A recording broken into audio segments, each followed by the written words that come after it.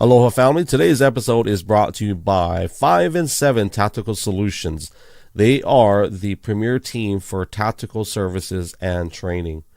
For those of you that are, you're passionate about protecting yourself, your loved ones, maybe your home, maybe your dog, or maybe your squirrel, well, learn from the professionals. They have gun courses, everything from pistol training to long guns. For those of you that want to learn on concealed carry combative courses, they have that as well if you're a security guard. If you are in Hawaii and Arizona, they have the license courses available for you as well. For those of you that are not comfortable carrying a firearm, they do have self-defense from Women's Defense Tactics, electric gun taser training. They also have active shooter response courses as well for schools, businesses. And if you are a VIP, they do have executive protection services as well. 5 and 7 Tactical Solutions LLC.com. Be sure to mention GLO808 and they will give you $25 off of any services or package. Mahalo for you. Want to announce our new merch is up. If you go to therealglo.com, click on merchandise, it'll take you to our storefront, which has our last run of our t-shirts for the fall season. It's Stay Humble and Shaka, Blessed Beyond Measure, Ezekiel 37 shirts, Yesu, which is Native Hawaiian for Jesus. And we also have our beanies, coffee cups.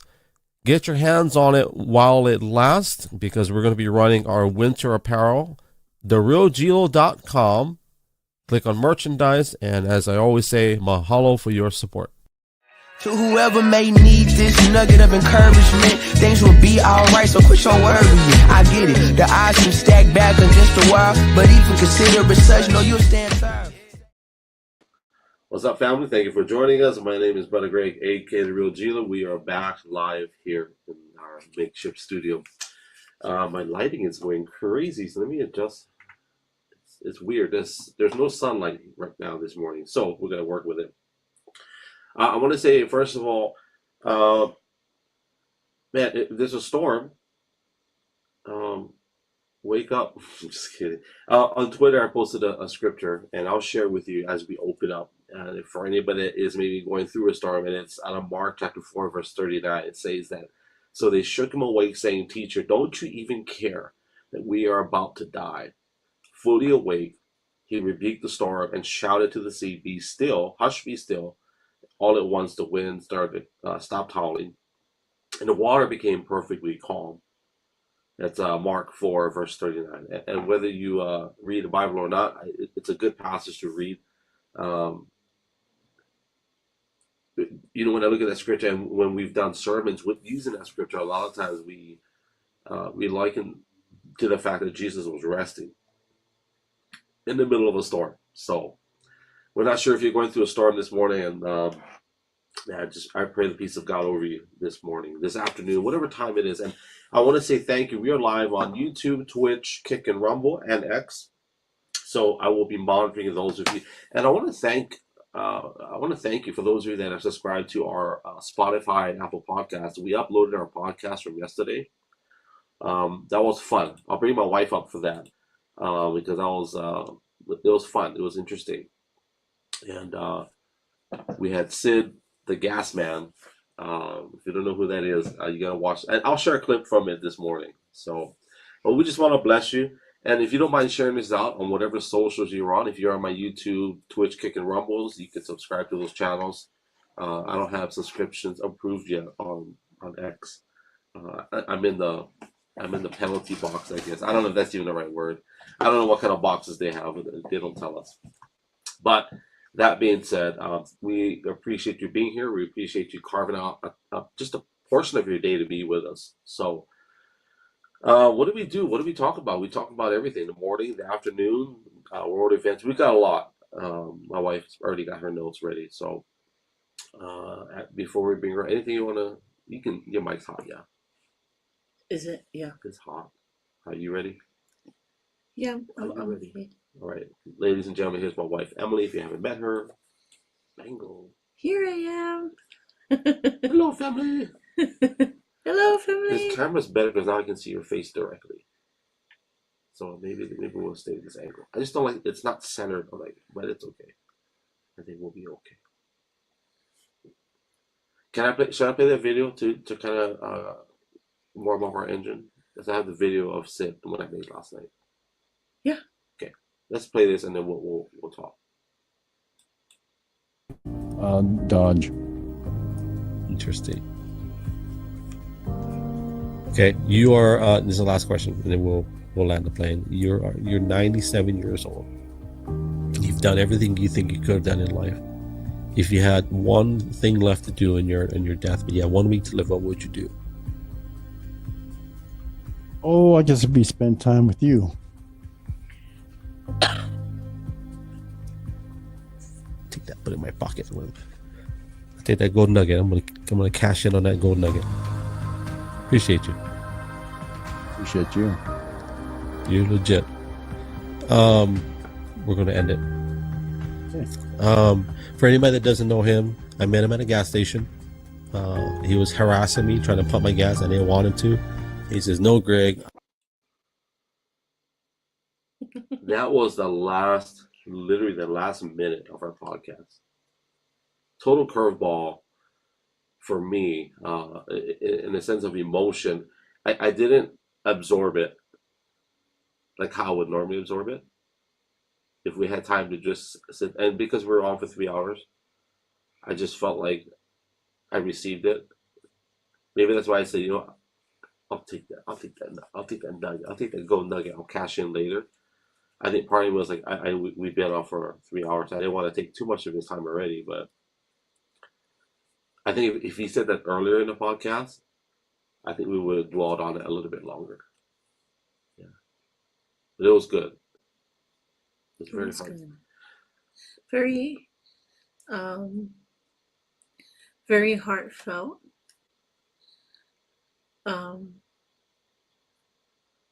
He's very giving. Extremely giving. And his desire to help people. And I think it blesses him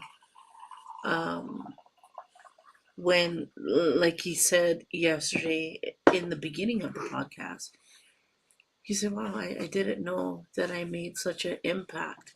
And I think sometimes we don't think about not just making an impact on people's lives, or how much of an impact we really truly do make on people's lives. And we need more people like Sid, who's willing to give you a piece of a dark chocolate, or just checking up on people, or just saying hi, how you doing, because people do have bad days. And some people may be contemplating suicide, and some people may be depressed, but one smile and one kind gesture goes a long way for people. I mean, in that moment, that was a hard moment to be in, to not be able to hug your dad. Mm-hmm. Bryson's in the hospital, dad's sick, for somebody just to say, hey, how you doing? Yeah. Are you okay? Just... He mastered the art of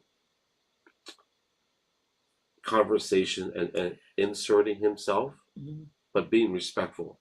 Yeah. For example, we've been to restaurants where the waitress or the waiter, they'll have a conversation with us, mm-hmm. and they're good, they're nice and friendly, but they take a little bit too much of our time. Mm-hmm. And there's nothing wrong with that from a kingdom perspective, but just from the basic etiquette. If someone has their own family and it's a private, and you don't just go over there and start talking, and then you start like inserting yourself in there and start talking for 5 minutes, unless they initiate it. But Sid, he's mastered that just because of what he does. He pumps gas every day, so he knows how to get a conversation quick. And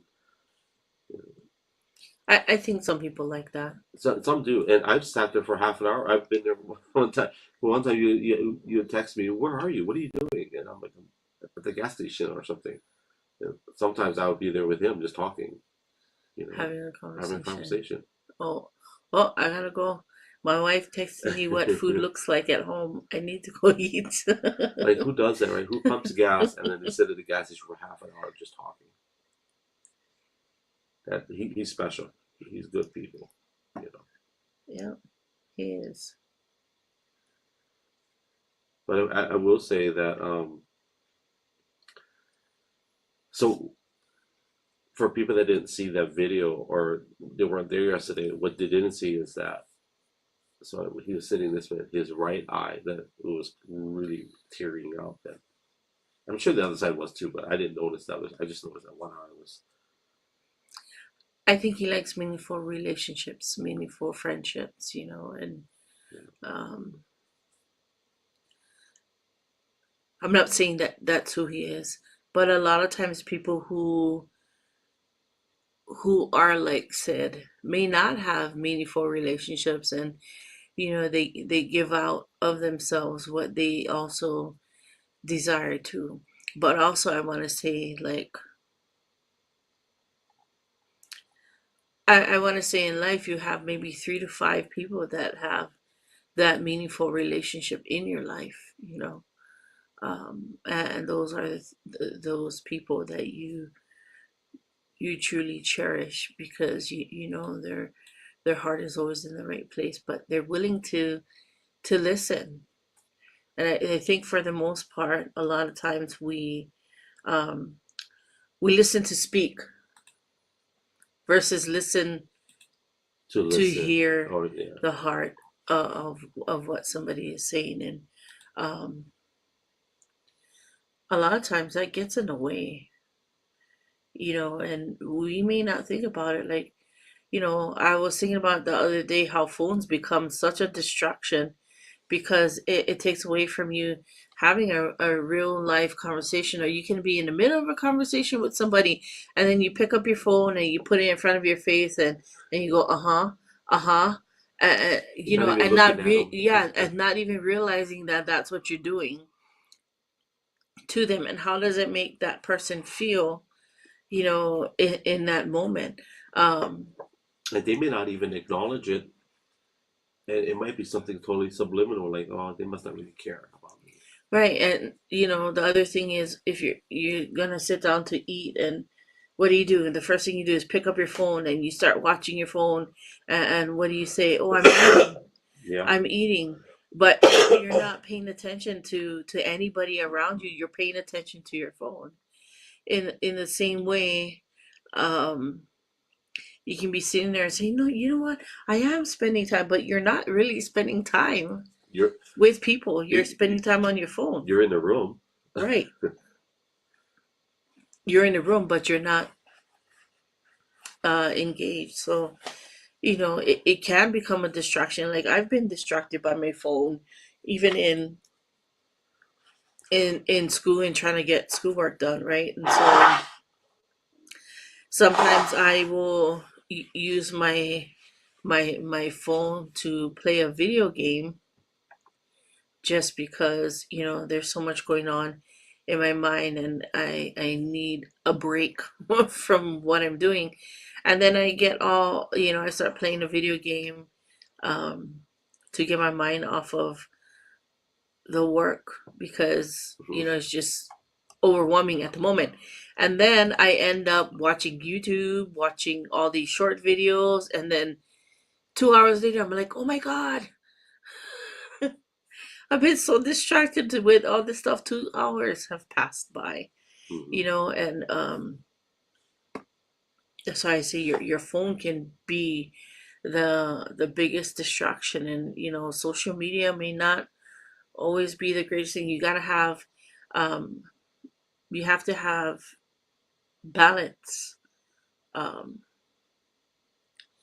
balance in it all. Yeah, and Sid's good. He's really good about that conversation. One thing yesterday, I will say that, and this is my opinion. Uh, you know how I cut you off sometimes, right? And you say, "Stop cutting me off." But I understand because you have a train of thought. Hmm. But I think, and this is just my take on it, for people that are willing to give and take in a conversation, I'm not saying you don't have that, but I'm just observing people that do that. Now there are some that appear to be rude, right? But then there are some where you can see that they yield just to allow the person to speak, even though it breaks their train of thought. And I think that's where that's the fun thing about doing these long form conversations is it's good practice, right? Because I guess for years my thing is I sit in front of a pulpit for hours, right? Hour or 2 hours, and I'm the only one talking. But if you remember, if you look at the way I would preach or anybody else, that like for example, some of the people I would uh, consider mentor Mm-hmm. would be people like my uncle Adrian. So what I mean is, they like you remember Velma Childers? Yeah. You remember when she would walk around the room, right? She'd make you feel uncomfortable, but she got you to engage. Maybe not just in conversation, but she got you to engage in the message, right? And I think that's what we do as whether you're a podcaster or you're a public speaker, is to get people to engage in the message, not necessarily the one speaking. And I think that's how you get people to remember, your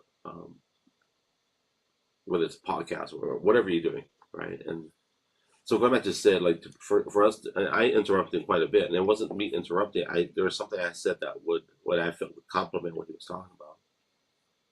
You know, I still feel like it's interruption. And I think that's a personal thing for me because if you interrupt me, then you interrupt my yeah, train of your thought. train of thought, and Gideon's the same way.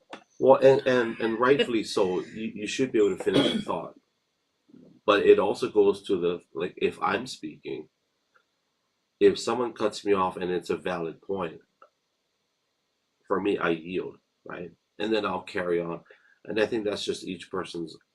Now we shouldn't cut somebody off in the middle of a sentence, like if it's we try to find that period. The art is trying to catch that period, right? Mm-hmm. Not cut them off in the middle of this when they're in the middle of a preposition or a verb, right? Yeah. Are you reading something? Because you're No, I'm trying to. My screen keeps timing out, so I can't see. So I'm trying to. the timer. I was finding the button to keep it on open longer. I can do it if you want me to do it. I think I did. I think I just found it. Yeah, what were we talking about before we went live? We said something political. What was it? Advance? No, we're talking about shots, the vaccines. Oh yeah, that's right.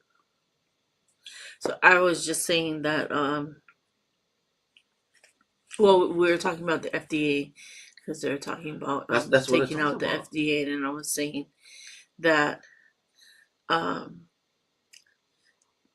that some of these things just make sense. So I said that because lately I've been getting all these on your phone they send you this notifications. So I've been getting notifications from different places, and they keep saying, "Oh, come in and get your free flu shot, and get your free pneumonia shot, and you get your free." There's another shot. I was thinking, what? This is a shot for pneumonia For free. and the thing about pneumonia, it's one of those things where you got to overcome, right? um Wait, there's shots for pneumonia? yeah, it says shots for I pneumonia. It's didn't like, know. I didn't know that. what? I know they can give you some sort of medication there. So there's some things that are viral and some things that are bacterial. If it's bacterial infection, they can give you medication for it. But the viral medication, the viral what do you call it, infections or whatever, your body has to be able to fight it off. And so some of these vaccines, I'm like, this is ridiculous. And it's not just one store. It's like 5, 6 different places, and I just keep getting these notifications.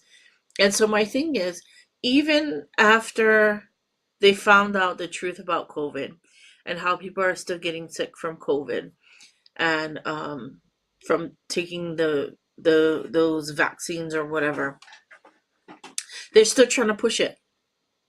They're still trying to push the very vaccines that have hurt people.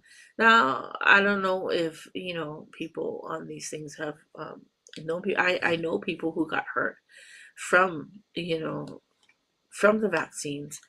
Um, Excuse me. so when they talk about the Food and Drug Administration, yeah, I mean, regulate them to the core.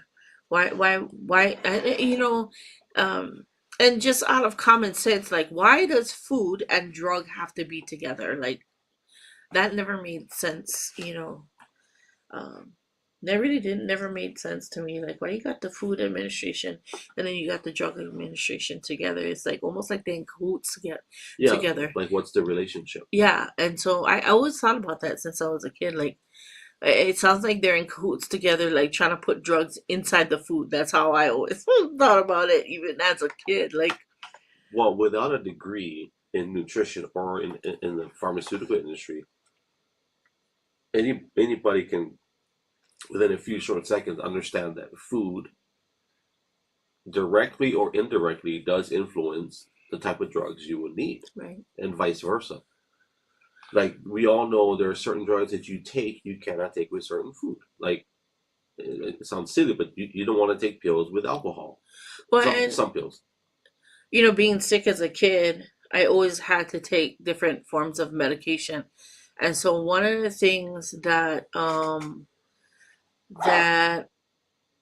I used to take these. I don't know. They call them food drops. So when I was young, they always called them food drops, where I would have to put these drops under my tongue, and I would have to wait a certain amount of time before I could actually eat certain types of food. And so I also had this drops for dairy products, and it was all dairy. So I had one for, I don't know, like, so I could eat oranges, strawberries, um, certain types of fish, um, just different stuff, and it was all on this one bottle, chocolate or whatever. And then on the other bottle is if I wanted to have any kind of dairy product, whether it be milk, cheese, cream, or whatever, I would have to take this one drop.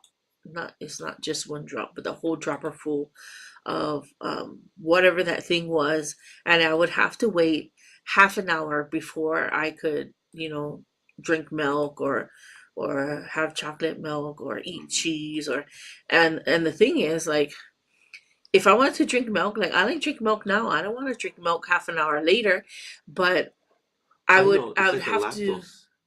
It's like I just lactose. thought about that now. It's like enzymes.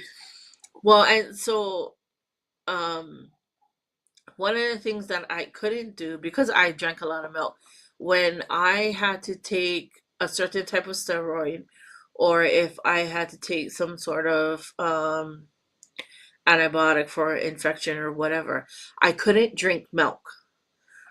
And because I drank so much milk, they told me, well, you cannot drink so much milk. You can only drink a little bit of milk a day because it will counteract the medication that we gave you to help you with,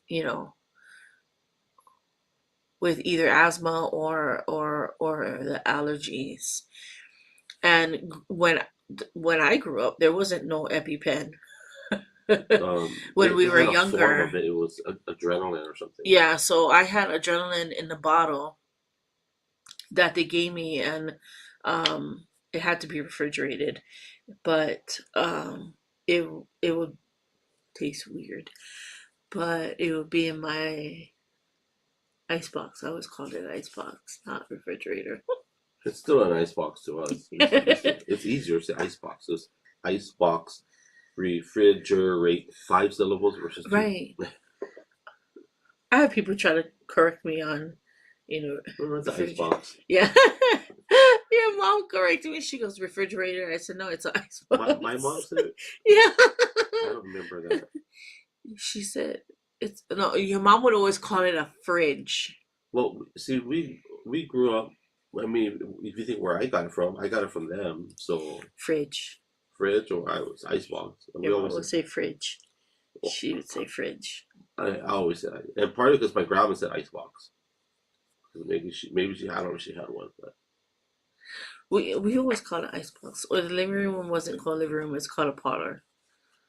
We always call it parlor. well, we had two. So Parlor one, parlor two. well, no, we had a living room.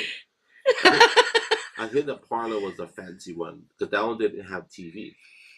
So we had one room with the TV, had the stereo, the TV, and that one had the red leather sofa or vinyl. I said leather, but I think it was vinyl.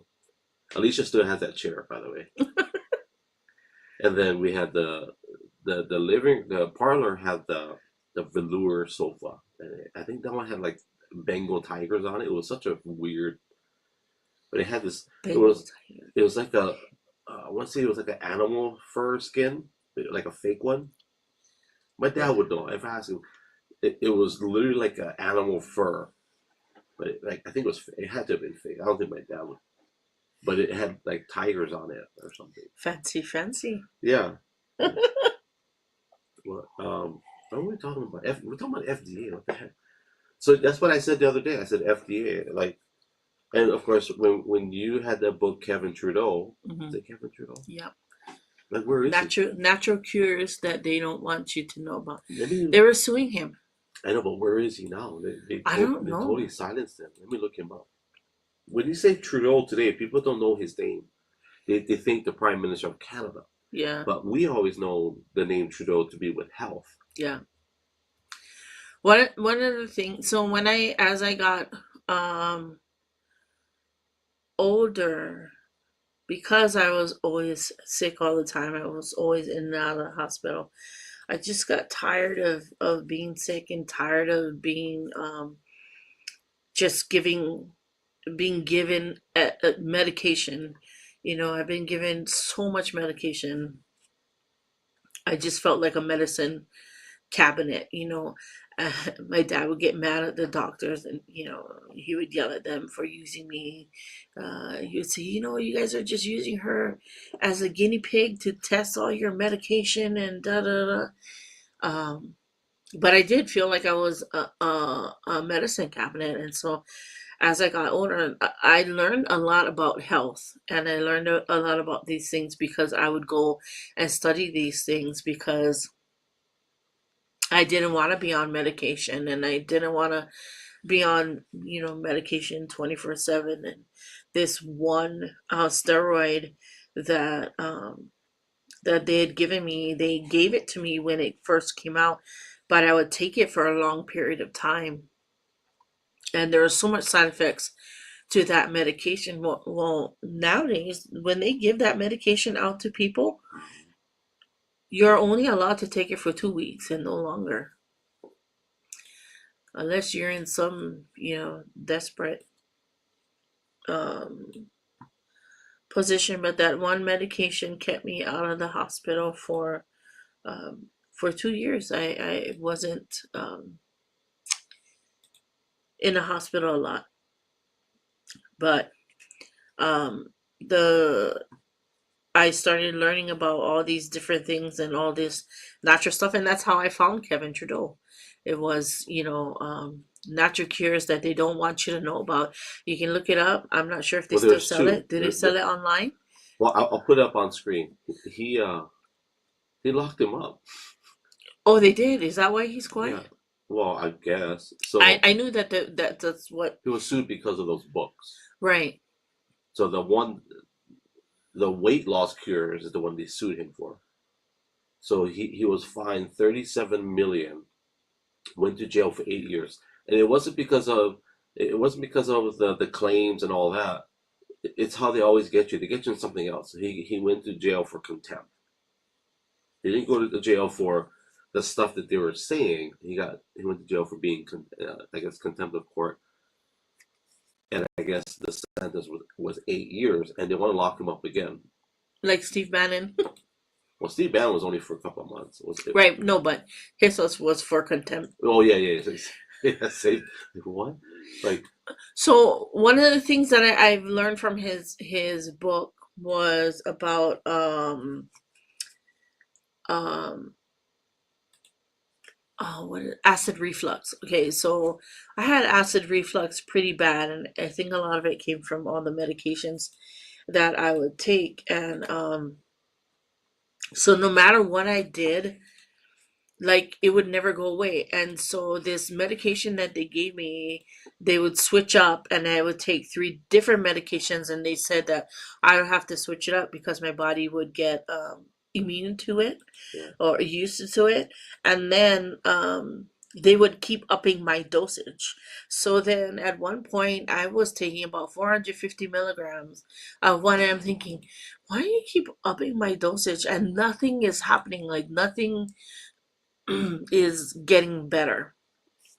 So then that book that I found, and I was listening to him on something, and so he said if you would take some apple cider vinegar, so he actually explained what would happen. And so he was saying that when you take these anti, I don't know what they're called, antacid, whatever, this medication like Nexium or Nexium, Prilosec, and something else. Anyway, he was saying about it, and he said what it does is it suppresses the stomach acid that you have, which builds up more reflux. So he said what reflux is that your stomach is not producing enough uh acid in it. But if you take apple cider vinegar, like tablespoons, mix it with some water. Don't drink it by itself because it'll burn your throat. And you drink it in like a little bit of water, and you take that every day. It'll help it to go away. So I was like, you know what? I might as well try this because nothing else that I've taken has worked. And that's what I did for 2 weeks. I took it. At first, I tried to take it with just the spoonful, and it burned my throat. It's like, okay, I cannot do it like this. So I started mixing it with a little bit of water. And after 2 weeks of taking that thing, the acid reflux went away. I was like, okay, I'm So gonna buy this guy's book. so what was his authority other than he wrote a book? Do you remember? I don't know. I don't remember. I don't know about the authority, but I know that his book was called Natural Cures That They Don't Want You to Know About. And in the book, it would have the natural cures for different things, and it would go into detail explaining what would happen to your body when you take a medication for it, and then what happens when you take you apply the recipe um, to do natural I things for remember your you body. trying to get me to read it. I don't think I actually read the whole book. I read bits and pieces. No, you used to think I was crazy. Is that what it was? Yeah, that's what you said. That's not what I said. That's what you said. You said you're crazy. We are live and on record. You just said you didn't believe. You may have felt that way. You would make fun of me. No, I didn't. Honey. Yes, you did. No, I didn't. Yes, Honey, you did. honey, we have two cameras on. Is this on record? But you didn't believe me. I know, Well, but be first of all. careful because you might be held in contempt. Of your court. I never said you was crazy, and I never made you. You never said I was Just crazy. because I didn't like it, or maybe it wasn't my turn to read the book, that doesn't mean I didn't. But look at me now, honey. Look at me now. You believe me. No, that's not. I thought that. I'm a proponent of what. I think some of the things he may have said may have been wacky. Maybe that's what got him in trouble. But I don't think they're wacky. But he's kind of like. If he didn't get into trouble, I think he would have been on the same path as Alex Jones in that industry if he stayed there. I don't know I don't know. I didn't follow his story. No, well, yeah, he was actually getting in trouble, but he didn't have a big following like how Alex Jones. Well, they didn't have social media like today, right? And Alex Jones had a podcast, or it was a radio show. So if we had social media back then, like how we had today, he wouldn't be having the problems that he. People would be supporting him more, like kind of along the lines of Alex Jones, because that's what they were doing. They were censoring him. They started censoring him, and then all this other stuff. And he kept saying, they're trying to take me down. They're trying to, they actually invaded his office, and just So, on Celebrity Net Worth, because he was fined 37 million. This is so funny. This is what you call the media. So, Celebrity Net Worth lists his net worth at, are you ready? Negative 37 million. Like, how did they come up with these numbers? I get it. Like, because that's why he got fined. so this is what they call him. They call him an American businessman, author, radio personality, and infomercial salesman. And that's what they call him. Like, if you read his books, you look at it like, okay, this guy knows some stuff, and maybe he's sharing some truth, right? Because if you apply some of those things that was in there, then you would know that it's true. And it's kind of along the lines of like Dr. Sebi. The other one was, what is his name? Dr. Gersom. Um, and they sent him cease and desist letters, so he couldn't operate in the United States. He actually operated in Mexico. I think it was Mexico. Um, because they refused to let him operate in the United States, um, because he would cure people from cancer.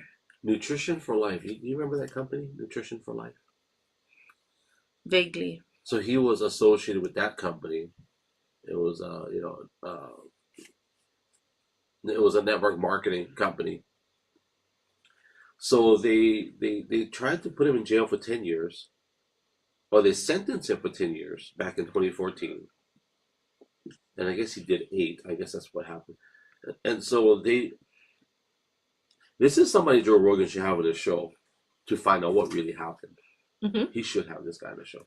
And whether he's a snake oil salesman or whatever they want to call him,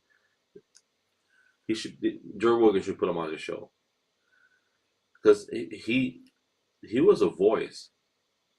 He is actually a voice for natural cures that you can do on your own, that you don't need a pharmaceutical. And that's the thing, it was a pharmaceutical side of it that was it was the FDA that was trying to take him down. They went after him. Yes, because of, and there are several protocols that he had in his book that I did, that it is the reason why I have more freedom in my body now than before.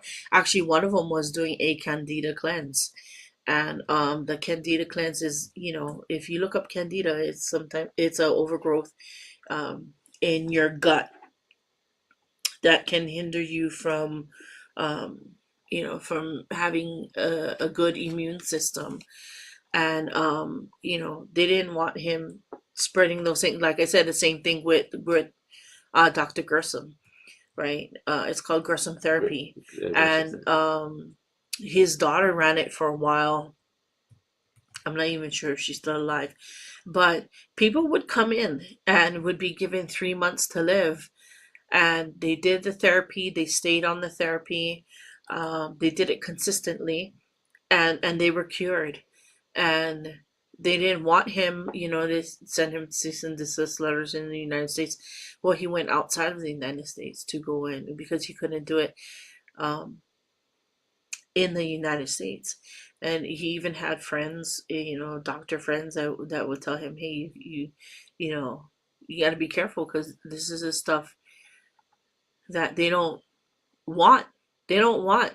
Why would a pharmaceutical company want this? And this is what opened my eyes. Actually, it was Kevin Trudeau that really opened my eyes to a lot of the pharmaceutical companies. And, I kind of knew because of being on medication for such a long time. It's never a cure. It's never a cure. It's just to treat the symptom and not to get to the root of the problem. And even the same way with Dr. Sebi, right? So Dr. Sebi couldn't operate in the United States either, but if you do some of his protocols that would make your body alkaline, versus acidic, there's healing properties in that as well. I mean, some of this stuff you got to go look up on your own. Like, don't take my word for it, but go look it up. I'm gonna message Joe Rogan right now and tell him, hey, you need to meet up with this guy, Kevin Trudeau. Does he have a? Oh, here he is. He has. I'm gonna follow him. He has a Twitter. Well, and I think even after he came out of jail, still same thing. He's not backing down. He's still, it's the same message.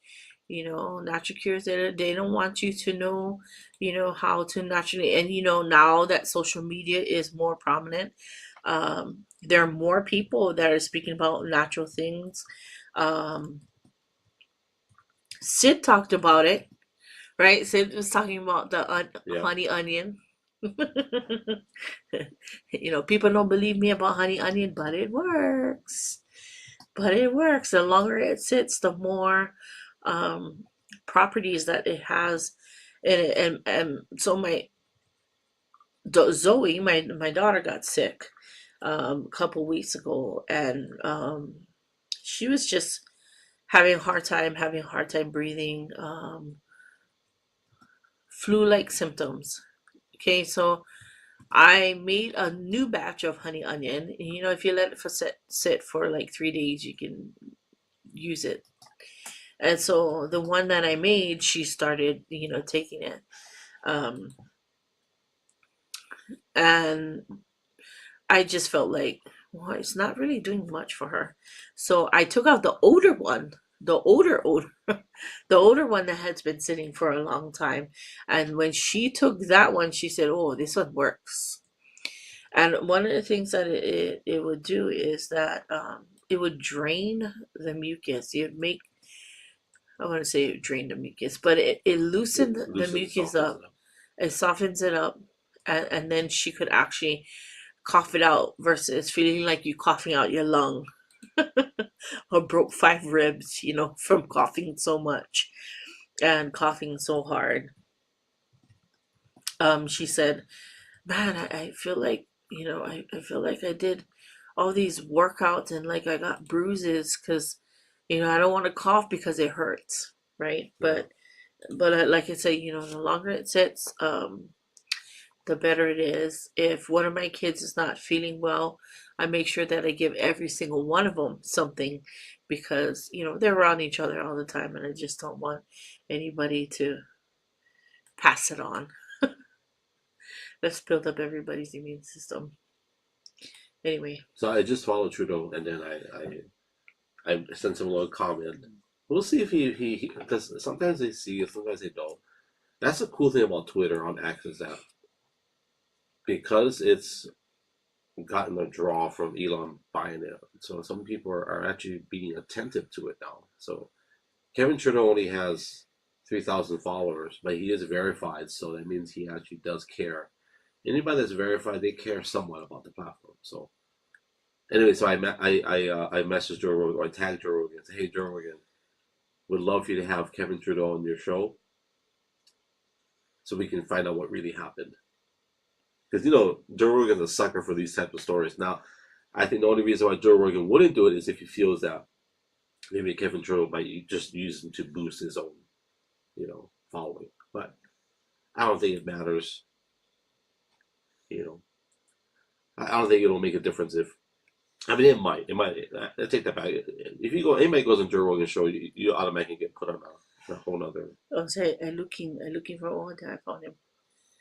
I followed him, so. He's not.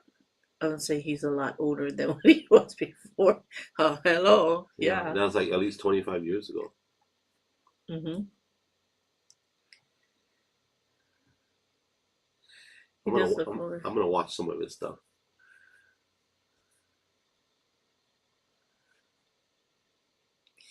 He's, yeah. I'm sure he's been through a lot. But we're live, honey, so. Yeah, I'm reading. I'm trying to find something to share. He's interesting. I'm looking through his stuff right now. He's got, I guess he's got a lot of people that still support him. Like it's a global. some global company. I'm sure it sounds like a marketing company. What I'm looking for to see if he still has. If I don't think he's allowed to push those things anymore. It seems like. Maybe he got a court order against him that there's some things that he can't. Yeah, he can't. So he can't sell any more of those stuff that he was selling. What he got sued for. But if you look at some of the people that he's got, a lot of people that probably believe in him. Like how like we. I'm not saying I believe in him. I believe in what he was saying in the area of, because that makes sense. The FDA, going back to the FDA, like for them to monitor drugs, both the good and the bad parts of monitoring, but then like why are you monitoring our food? Or You know what I mean? Like this is how I know some of the things that he was saying is true, is because why is the FDA trying to take him down, right? If there's no credibility to it, if there's nothing to it, then why? And the other thing is, the protocols that I did worked. yeah. So if the protocols that I did worked, guess who's out of money? And he went after them by naming them. So of course, what would you expect? But it shows how big pharma is. Number one, the food industry. I don't know, because we should talk about that, because remember that the documentary we watched, Food Inc. Well, here's the other thing too, because in studying science, um, what they started doing is cloning, and like Oprah Winfrey got clone dogs, clone dogs She of did? her dogs. Yeah, I didn't she know had that. corgis, and she has Interesting. she Is had that her corgis is that the one cloned. that died or something? That's why she wanted to continue them. Yeah, so you clone them, But right? that's their justification. Right, but any Yeah. cloned animal doesn't live the same Yeah. lifespan. So if you look up horses, they have cloned horses. If you look it up, I'm gonna look it up right now. um, the lifespan of the animals though is not the same. So if a lifespan of a horse is 12 years, then is usually cut in half. And they said they don't understand why. Well, I understand why. It's because you're trying to mess with DNA. Uh, That's just weird. well, because it's hard to explain where people can understand it. When you're Well, talking about cells and how they put it together, it's almost like incubating a baby, right? Like you're fertilizing the egg, but yeah. when you're I mean, cloning, you only have um it's not the real thing. Let's just throw it out there. it's not, and it's hard to explain. I No, don't want to no. explain it because it's gonna get into this whole long. Well, we don't have to explain it because but that's not even important. but cloning is that's so it's an ethical thing, right? When it comes to cloning, because they were talking about cloning humans or whatever. Now they started to do the same thing with meat, and so they're talking about cloned meat and all this kind of stuff. And some Wait, people wait, wait. say, Hold well, on, hold on. Wait, you talking about steak or are we talking about cows? no meat. So meat. Okay, so to me that's fine. Well, Just, I mean, I'm not saying it's fine, but when we talk about a living a living organism or animal or human, that's one thing. That's just weird, first of all, and it's just strange. meat for consumption. Yeah, yeah. But like I said, that's kind of like if I make bread, for example. I know this is a far reach, but it's like bread. Like we have this bread sitting in our on our countertop, Hmm. the culture, and we just take bits and pieces of it. And then some people have sourdough 100 years old. That's kind of weird in a way when you think about it. Like I know this is not that big of a connection, but going back to the dogs, that's just weird that you would extend what you think is a life of your dog when really it's not. It's not the same thing. But we'll go here. The ethical part, and let's go deeper in the spiritual aspect of it and the creation aspect of it. There is only one creator, Hmm. period. So for someone to clone a dog, it what's the word? It implicates or not implicates it. It almost presents humans that they can create stuff and life. Well, so if you look at it, it's very expensive to clone an animal. I think if you clone a horse, I think it's like 50,000. Um, from the last time I checked, and I didn't check recently. It was 50,000 to clone your horse, right? If you clone animal, I can't remember what it was with dogs, but I do know. So I remember, I don't know how old I was when they created the first clone sheep. I think it was a sheep that they cloned, but she didn't live that long. The sheep ended up with tumors and stuff like that. Um, but so getting back to cloned meat and the FDA had said that it was safe for them to clone meat. Now, when you're cloning something, it doesn't mean, with the animals and the cloning, they end up having some sort of their lifespan is shorter because they end up getting something like some sort of disease or um, tumor, and it's when you're cloning, you're not using the same methods as you would if a sheep gave birth to a sheep, basically. So they're talking about all these cloned meat and cloned meat being okay for you to eat because they said it's safe for you to eat. But to me, like, where's the nutrients in that, and where is the science or the efficacy behind that it's very beneficial um, for you in that matter? And if you're cloning meat, like, what are you putting in it? Well, so outside of the science and the descriptions, the fundamental element of it all is that I am a creator. I'm a scientist, whatever, biologist. I create life. Therefore, I can choose how I want it to look like. Scripturally, already fundamentally, that's evil. There's no other way to describe it. That's just straight up evil at the core. Now, people that are in that field, I'm sure they're not Satanists or whatever. But my point is, we are not creators of life. We are stewards of it. Mm-hmm. We do not create life at all. Even if you are married and you may have children, we're not creators. We are stewards. We can say, yeah, well, that's just an action, but God graced us to have that ability. Right. So for someone to go in, so I looked up the definition of clone for animals. This is the short version. It's a reproductive technology that allows identical genetic twin to be derived from a previously existing animal at a later point in time. So in other words, there's a word necro. We talked about necro, right? The root word of necro, which is death. So I can take something that was dead and I can bring it back to life later. See, and there's flaws in the method, number one. Number two, you cannot recreate something like a created being, like how we were created or how animals are created. So if you go into the science of it all, there is a deception in it. When you look at the whole thing, there's a deception in it because you cannot, in cloning, you still cannot make the exact replica, and you really can't make it to be whole or healthy. That's why I said it's weird when you look at the celebrities. So I looked it up. Oprah's done it. Barbara Streisand's done it. There's quite a few others. Mm-hmm.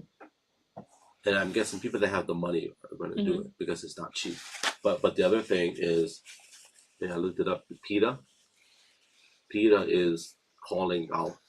I don't know how this article, but they're calling them out saying you guys need to stop doing this. So they're not even from our train of thought, but they're saying it, I guess, from a humane person. Yeah. But like the animal's dead, right? Or the human being, they're passed away. You cannot bring them back. You cannot bring them back to life. You cannot extend. I think that's the dream that some of these people put out there. Oh, I can extend the life of my child, or I can have. No, that's why the ethical part of it said The ethical part of cloning, it's unethical. Number one. Number two is how far are you going to go with these things? Like, I don't even know if I know they already tried to recreate babies. Clone. Yeah, clone Yeah. babies. But here's the thing. Let's say that you can. Let's put our believer hat away for a second. Let's say that you can. Now, they have cloned organs. Okay.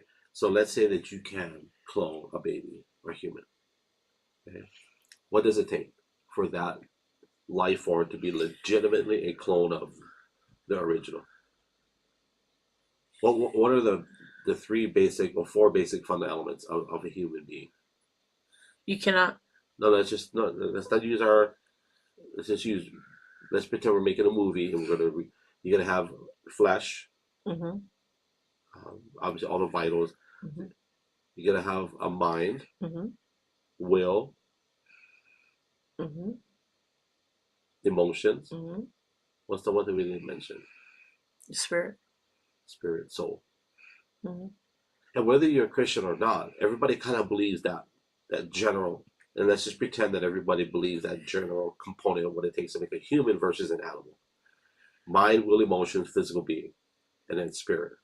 Right. Soul. Some people say soul, whatever. We didn't even put on a Christian hat yet. But let's just say, I think everybody agrees there's some kind of spirituality, soul connection. So you're telling me that you can create a soul, the spirit, but the Bible says there's only one creator. Yep. Right? That's where I think inherently, that's why I think some of these celebrities that are doing it, when I say that's just weird and wacky, well, maybe they're practicing this. What's the word for it? What's the Christianese word for it? They're practicing what? What do you think they're practicing? Necromancy. Necromancy, could be witchcraft, witchcraft, That sorcery, right? divination. And we use other words, and we blanket all those things in science, biology. We blanket all in innovation and technology. We blanket all those things. See, and that's why science is founded in God. You go back and you look at the science of the DNA, you look at the science of biology, and when you take it for what it is, what it should be, not what you're making up, when you take it for what it is, you understand that cloning is unnatural. It's an unnatural thing, and it's a deception to people. Say we had a child at 5 years old and they passed away. You could clone the baby. Okay, say we could clone her or him and recreate what we lost because the grief was so heavy. We decided, you know what, I want to do this because I miss my baby. Is just too hard for me to handle. Just because you can clone something like that, it doesn't necessarily mean that it's not going to bring your baby back. It's not going to help you deal with your emotions. Not going to relieve you from all the trauma that you already felt. It is not the same person. Yeah.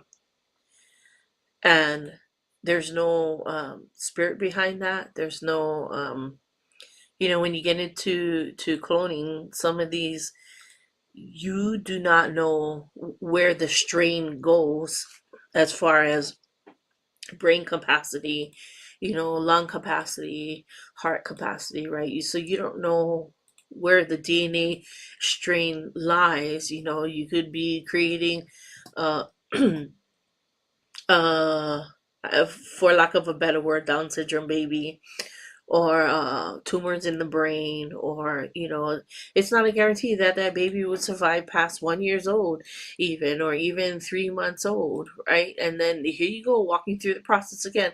So first, now you're grieving your child that you lost, and now you're going to grieve this baby that you so wanted to be the child that you lost, right? So it's a very false way of thinking, and um, you know, in the same way, even with the dogs, right? Just because you love your dog so much doesn't mean, well, let's go clone them, and we'll just keep cloning them until I can deal with the situation. No, that's that's that's just lies. There, there was and I know you don't like The Walking Dead, but I enjoyed watching The Walking Dead. It's not, I don't recommend it. I'm not preaching on it, but just some of the elements of that show were powerful in an area that if anybody's watched The Walking Dead, the premise is zombies, but the danger and the threat in that whole series is not the zombies; it's the human beings that are alive, right? But one of the scenes shows this guy who's a villain in the series. He has this cage, and you can't see it, but by the end of the series, they reveal what was in the cage. And that was his daughter. She became a zombie, but he loved her so much, he couldn't kill her because typically you want to kill the zombies. But he kept her locked up in a cage, and every so often he would open so he can talk to her and tell her that he loves her, and she, according to the series and how the science of it all, she can't comprehend because her brain is, it's zombified or whatever. But it was sad to watch it. He's crying, basically telling his daughter that he loves her, and yet she's already a zombie. And for whatever reason, he kept her alive was maybe to eventually find a cure for her. I'm guessing. I don't know. But even that little premise, and when we're talking with Oprah and Barbara Streisand, was it Streisand? Yeah. Were they cloning their dogs? First of all, that's not your dog. That's just Deception. a counterfeit version of the original, and that's what the enemy does. Mm-hmm. He's not a creator. He's a counterfeiter. That's what clones are, counterfeit. They're counterfeit. They're not the real thing. They're not better. We can all agree that they're not better.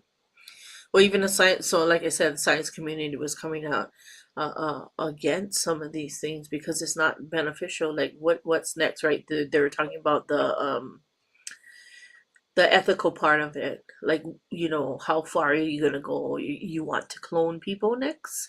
And that's what they were talking about. Now they did clone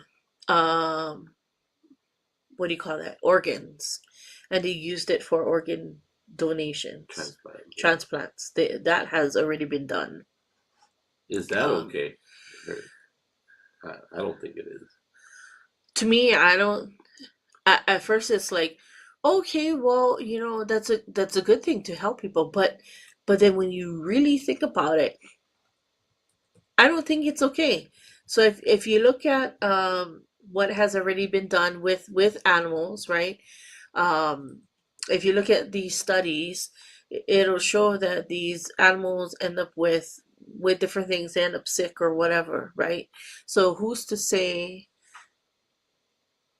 that this won't happen to a human being? Now, to each their own, right? Because the people who are receiving the implant may want the implant for an extended amount of time. Maybe they are okay with that because it'll extend their life by 7 years, or it'll extend, something. I don't know if they think that they can cheat death and,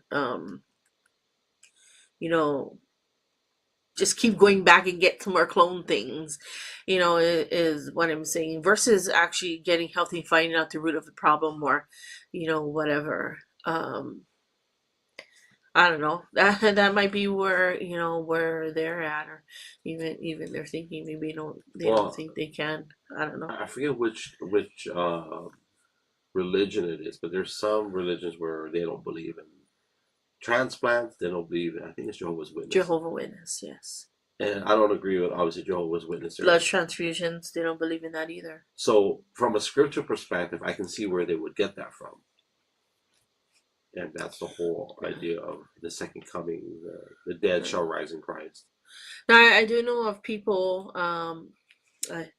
I've heard of people who had, how people give up organs, if they get into a car accident or whatever, they donate their organs.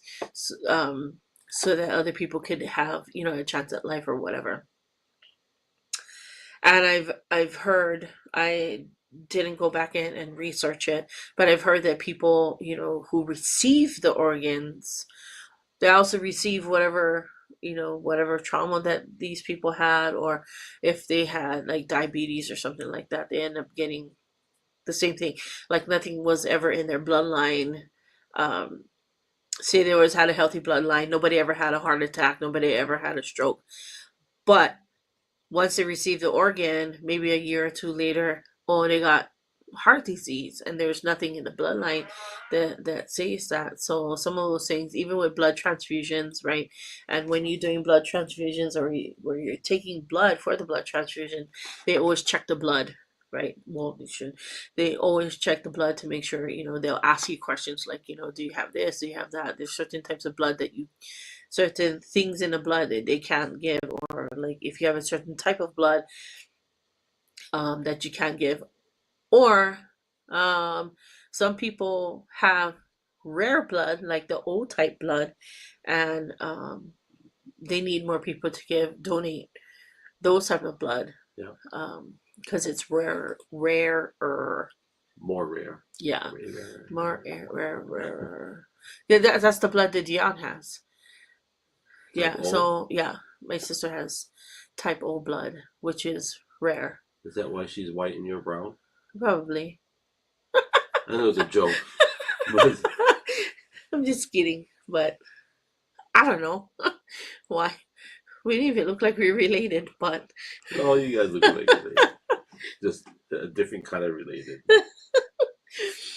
So if you know me, my sister is very different. Growing up, I was always dark. My sister was always white. And when we went to school, even though we had the same last name, nobody ever believed that we were siblings. I mean, our hair is completely different. She has the like afro, you have the horn. I look more Polynesian. She looked like she was Creole. I was always jealous of Bryson's hair because he had more.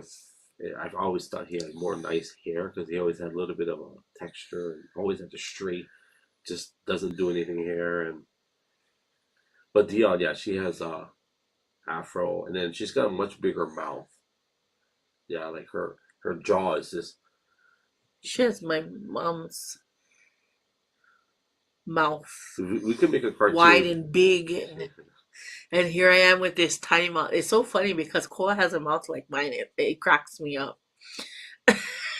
So like even when I eat, like there's certain things that I can't eat because I can't open my mouth wide enough to stick it in my mouth. So like if you get these big giant sandwiches, you know how people eat, there's no way I can stick that stuff in my mouth because my mouth is small. It's a God designed Ozempic. That's what that is. It's a natural Ozempic.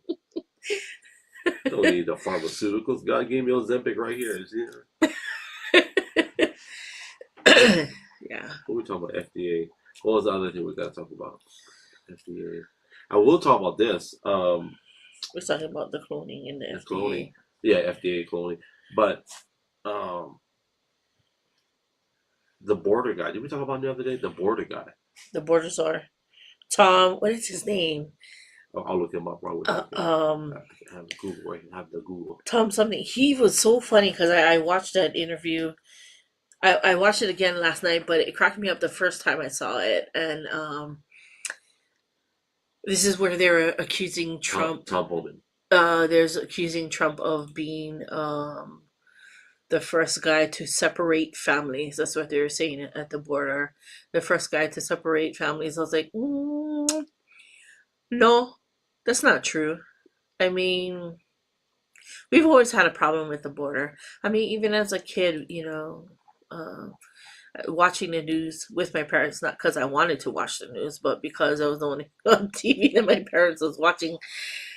It was always there was always a border crisis. Something's always going on at the border, right? And then even with Obama, there's something going on. He had the most deportations of any president. Who? Obama. It's either him or he had the most. Yeah, well, I was talking about problems at the border.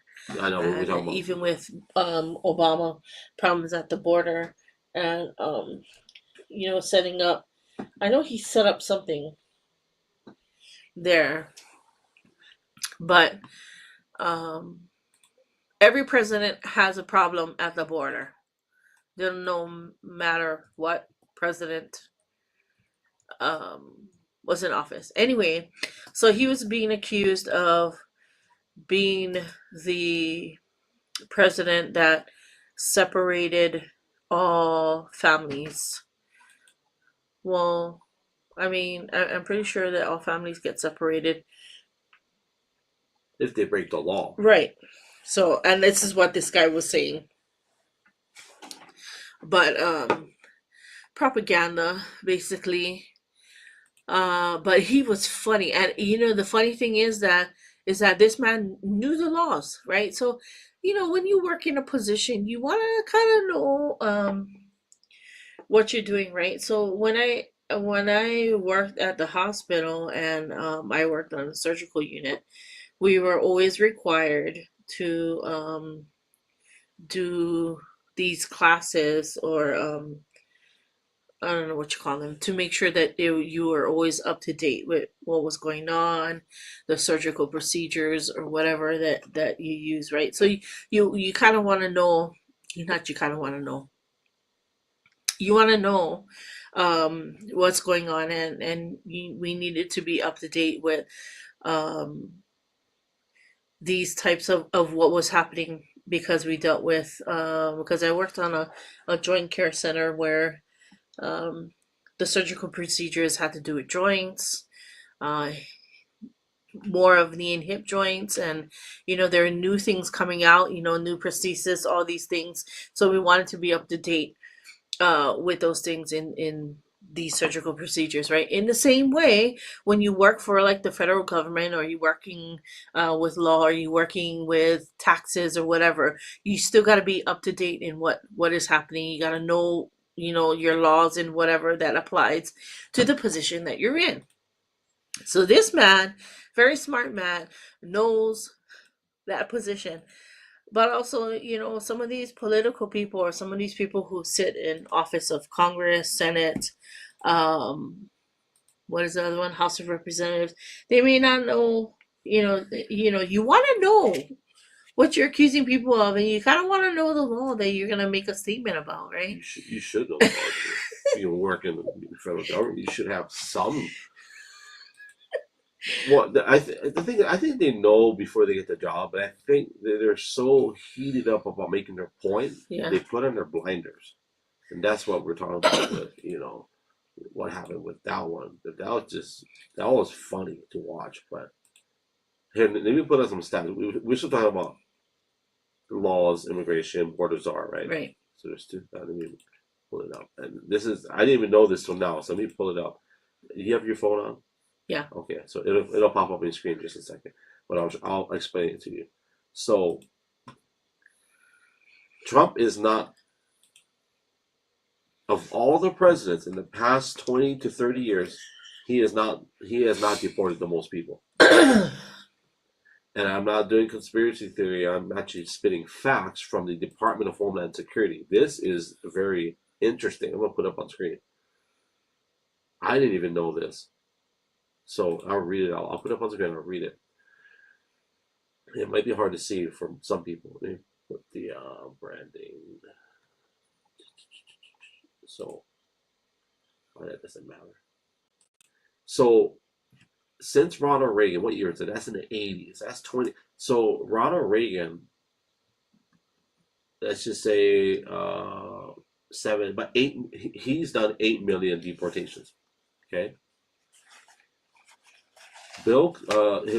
George Bush Sr., he deported. There were about 4.1 million people deported. Is that the right word? Deported? Yep. Deported. Here's an interesting one. Bill Clinton, during his presidency, he deported the most. 12 million. Wow. But we don't talk about that.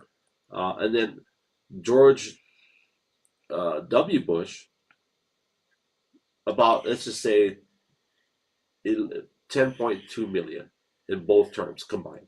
Okay, so even that is still less than um, Bill Clinton. And here's where the media they try to get you. They say that Obama, yes, he did deport more than Donald Trump, right? And they said, and this is what they said. This is CNN. They said, but it gets tricky. This is where the caveat. He inherited some from Bush. I'm like, well, hello. So did Bush get some from Clinton too?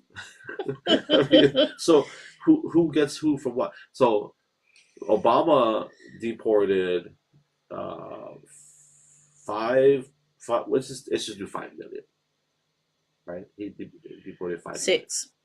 Okay, let's say 6. Is that 6? Yep. 3 and you got to look at the blue, yeah. So the blue is after deported. So 3.1 plus 2 million. So that's yeah.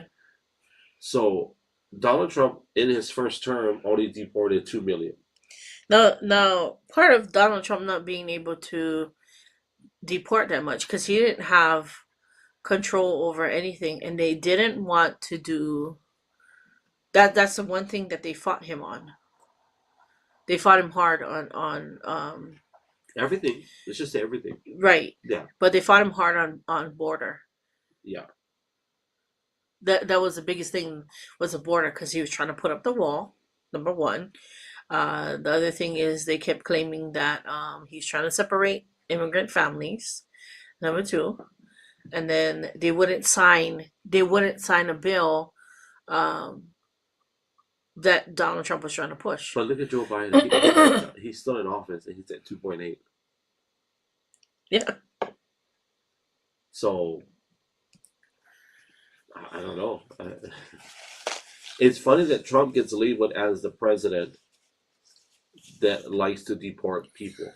But look at the chart. I think he has the lowest of all presidents in the past 20 years. He does have the lowest. Okay, let me take that back. In the past 40 years, he has the lowest deportation rate of all presidents in the past 40 years. Isn't that crazy? Yeah, and they're pushing this narrative against him, but he has a less. I mean, Bill Clinton, who's a Democrat, deported the most out of these presidents since Reagan. Yeah, but nobody talks about that because Trump's the bad guy, and you know what? Like that's what he told Joe Rogan. And Joe Rogan, I think the family talked about it. They're like, you know what? I'll be that guy. I know. As a matter of fact, Trump said that to Chuck Schumer. I don't know if you remember. It was live. They were doing their meeting live on live television. They were arguing. And Chuck Schumer, and Trump said, you know what? I will shut the border, Trump. If you guys will not meet me here, I'll shut the border. I'll take the blame. I'll take the blame. I'll be that guy. If that's what it takes, I'll shut this country down. Right. And he says, I will take the blame, Trump. I'll do it. And you think about for Trump to say, you know what, I'll take the blame. Fine. I'll shut the country down. And I think when he said that, that's when it really hit. Like, he's willing to take the blame for all of this. Like, and I found that interesting. That's what I was talking about the other day in terms of our leader, the next leader of our country. And I think it's good to have Bobby Kennedy and what is her name? His VP thing. She really touched my heart when she said that when I want to apologize. Shanahan. Callahan? Shanahan. But she's not his VP bit? No. You said Bobby VP. Kennedy. So every time I talk about Bobby Kennedy's VP. So every time I talk about the good side, I always pair Bobby Kennedy and her because they're the two people that said we need to. Remember, Bobby Kennedy said if we can love our children more than we hate each other. Remember when he said that? Yeah. We were both crying in the car when we were watching that. That's powerful. And when she said, because that's his VP pick, she said, I just want to apologize to you, like our country, for where we've come, how far we've come. His move was so pivotal in I believe, in our country that helped Donald Trump get in office, because his speech and what he did, and him stepping down to Oh, Nicole Shanahan. Okay, keep forgetting. to come together, and work together with Trump. I believe that was very pivotal for the United States, for people to see that, hey, we may not agree on everything, but we can come together for one cause, Kevin Trudeau is live. and that is to bring America together. I mean, the surrender in that he what he did is like, it's just amazing. So funny we're talking about him. He's live right now. That's so funny. Okay. And I just message. We just I talking, know. and I just followed him on Twitter. I feel like me and Kevin Trudeau, we brothers now. Oh, this guy. I'm gonna jump on and say hello. What's up, my brother? Hey, long time no see, bro. Remember me? No. How come you don't remember me, bro? What the heck? I remember you. I remember you. I'm so excited he's live. The reason why I'm excited that he's live is because he is very pivotal in everything we're talking about. He's a big part of that. How interesting. I love Twitter, X Twitter. X Twitter. Twitter X. X Twitter. Twixter. Tons of Twixters. Don Lemon is quitting Twitter. Oh, Was that authentic? What was that? I don't even care. It's like, Oh. who cares? Oh. And it's not trying to be mean to him. It's like, do you have to let the world know? Like, Well, he's trying to recruit people to leave too. why? And Because why he's would bitter. you? So the same thing, like with celebrities, right? And this is how I've always viewed them, and this is how I always viewed musicians. It's like, that's their job. And I don't know if it's because I grew up with musicians that I see them as not my greatest influence, or like, I loved music, and I loved their music. Like, I loved Menudo when I was a kid, but I didn't love them.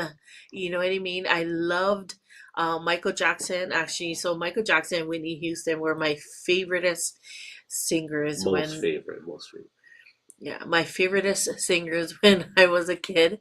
But I never understood why. I would watch them on TV, and they would have these concerts, and people would faint at the concerts, and I'm thinking, What the heck is wrong with what is going on with people? Why are they fainting for? I mean, that's his job. That's what he does, right? So if we would view people like separate celebrities and all these people in Hollywood, like, that's their job, that's what they do, versus putting them on this platform, pedestal, whatever, that when they do something, we go and do it too, right? So they get up there and they're telling you, vote for Kamala Harris because I'm your greatest I'm your greatest singer, and you're my greatest fan, so I need you to vote for her, not based off of her policy, but based because you follow me. No, that's not how you vote. In the same way, like, I don't know if Don Lemon thinks that he's this big celebrity. You know what I mean? Like, I get these are what do you call that? TV journalists or whatever. Even in the same mainstream journalists. Well, even in the same way, like Tucker Carlson, like, I get it, but Well, so because they make a decision doesn't mean that I'm gonna make that decision too. It's like, I'm gonna go and do my due diligence and do research and figure it out, and then decide on that, because if I make a decision based on what they said and it is the wrong decision, who am I going to be mad at? I can't be mad at them for making that decision.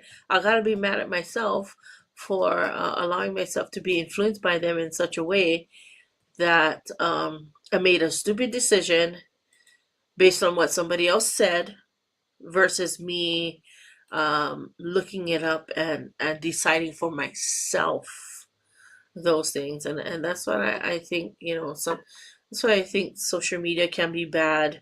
Um, Hollywood, all these things that we put up on pedestals, or people that we put in that position that will take our cue from them. You know what I said about Don Lemon and his influence, and I forget who I responded to somebody on Twitter, and I said the difference between Don Lemon and the media today, he didn't know how to transition, because him and Tucker got fired at the same time within days. Hmm.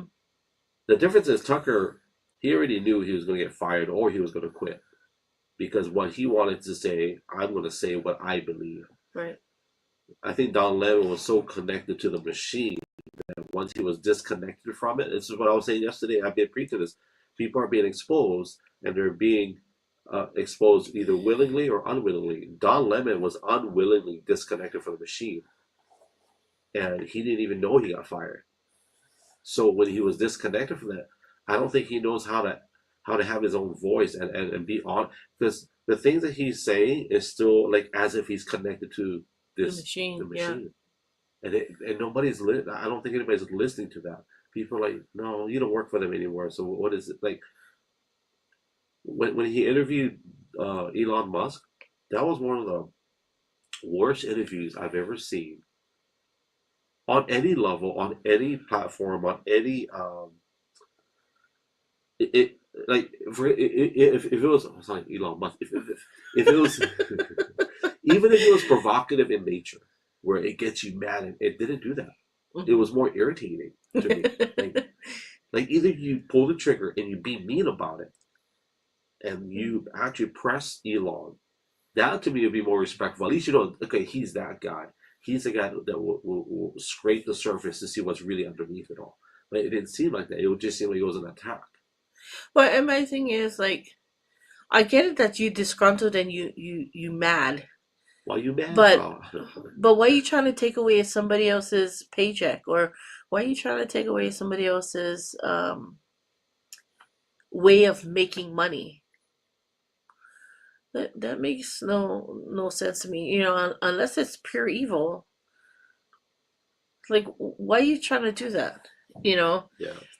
Because you're bitter and because you're upset, and that's two different ways, of seeing things, right? You got Don Lemon and Tucker Carlson. Okay, so Don Lemon chose to be bitter and whatever, and he get issues moving forward. Tucker Carlson was like, okay, whatever, I'm gonna go and create my own. What can I do now, right? And so that's what he did. He created a name or a voice for himself, right? He's able to, I don't want to say tell himself because that sounds gross, but he was able to present himself in a different light, and people subscribe to that.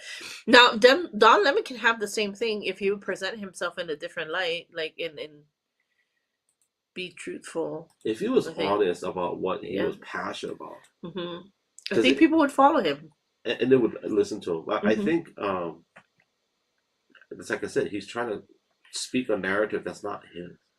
Yeah, and the thing is, why are you trying to knock people down? Like, let's. So what he said on his video today or yesterday was, "Hey guys, I'm leaving Axis. I've trying to be gracious in the beginning, but he says, but it feels like this is not the path." Like, he was bad mouthing. Then he says, "I hope you guys can join me here." So he's telling everybody where to find them: YouTube, TikTok. I'm like, conspiracy theories aside, we all know TikTok is Chinese. We all know YouTube is the censorship machine because they're part of Google. Even though YouTube is still very useful, YouTube is extremely useful in the area of entertainment and watching videos. It's not useful if you want a free speech platform. It really isn't. And the thing is, if you keep politics out of it, I think that they would produce more productive platforms. If you keep politics out of it and you remember that everybody has a voice and that the First Amendment right applies to everybody, free speech, whether you like it or not. Yeah. I cannot stand Don Lemon's rhetoric, but he has a right to spew it, right? Doesn't mean that I need to follow him, right? But he has every right for those who want to listen to that to be able to do that. And that's the whole point of the freedom that our forefathers fought for, right? Is the right to be free in your speech, not censorship, like because you think people should be censored because I don't like what they got to say, or they're speaking out against me, or that's not that really is not a part of the Constitution, right? Just because you know don't like something, like there's a lot of things that I don't like, and I just scroll past it. Don't engage in it. Don't listen to it. Um, in the same way with your family, right? I got a lot of family on both sides of the aisle. I have a lot of family that are lefties, a lot more than they are righties. I may not agree with everything that they have to say, but they are my family, and you know what? I don't have to agree to that. I can agree to disagree with that, and and still be family, because at the end of the day we will always be family, no matter how I view politics, no matter how they view politics. I'm not going to call people names just because they see differently than I do, or have different values than I do. I mean, we can still make fun of each other, and still eat dinner together. But they still have the right to speak their mind. Like, legitimate anxiety, all those social or psychological issues aside, when you watch some of these things, it is funny. When you watch people screaming in the middle of the street, let's be honest, that's funny, right? When people shave their heads and vow to never have sex with their husbands, or that's just strange behavior. Like, I mean, somebody, I forget who it was. I think it was on the View. It's okay, and even they said, okay, you guys won. Let's just stop. Let's stop the name calling. I'm like, who do you even tell people to stop calling each other names? If they want to call each other, call names. It's free speech. Don't tell. That's like the neighbor coming over here and into your yard and telling you, hey, you can't have this sign in your yard. Like, who are you telling? That's my yard. That's my right to say it. So, like, no, let's not. I mean, now obviously, as a Christian, as a believer, that's not. I'm not talking about that. I'm just talking about who you just say, okay, now, okay, guys, it's time to stop calling each other names. Let's move forward. No, no, no, No, no. no, no. Just yesterday, it was high school. We was calling each other names, and now that you lost, okay, let's all stop calling each other. No, that's not how it works. Just yesterday, we was calling each other names. But don't expect me to come over there and sit down with you because you invited me to lunch. It's silly, right? It's silly that, like, literally yesterday, they're calling each other Nazis and fascists, convicted felons, right? And then when you lose the election, they say, okay, guys, we need to be the better person. Let's acknowledge that he won. Let's stop the name calling. Like, No. when do you stop the name calling? It's because, let's stop the name calling. When are we free for lunch? Let's go to lunch now. It's like, yeah, this is not the kind of Bugs Bunny where you get the wolf and the sheepdog. well, this is Remember not. that cartoon? Yeah. Where they're fighting all day long, and then at the end of the clock out, and hey, okay, Earl, have a good night. You too, brother. Yeah. Like, what? No. It doesn't work that way. Yeah, it doesn't work. Not like that. It's like the boxer. I forget. It was a MMA, UFC. These guys are fighting, right?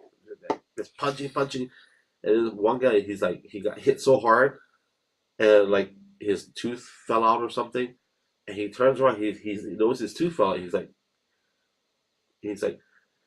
the ref didn't call the fight. He didn't get knocked out. He wasn't tapping out. He just was like, no, I don't want to fight anymore. That's not a legal. That's not a legal transaction in the ring. You can't just say, I don't want to fight anymore. It's like either you got to throw in a towel, tap out, or the ref is going to call it. You can't walk around and because the one thing the ref tells you, you keep your guard up at all times. That's not because from a strategic standpoint, right? There has to like there have been people that would act like they're hurt, and the fighter doesn't realize that that's not a legal transaction. Just because somebody is hurt, that's not a legal transaction in a fight. So the guard would drop, and the guy who was faking his injury went up and false cracked him and knocked him out, and everybody's like, whoa! And they say, hey, you can't do that. The rules before the fight, the ref says, keep your guard up at all times.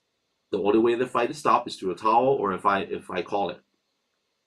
So when Trump won the election, people are saying, okay, guys, we lost the fight. Let's stop. No, that's not how it works. Because if the roles were reversed, it would be, you know what I mean? It's like two people who hate each other, beating up each other, right? And then the guy beats up the other person, and then they're done and picks him up and then starts bandaging him up and go, okay, let's go to lunch now. Like, what?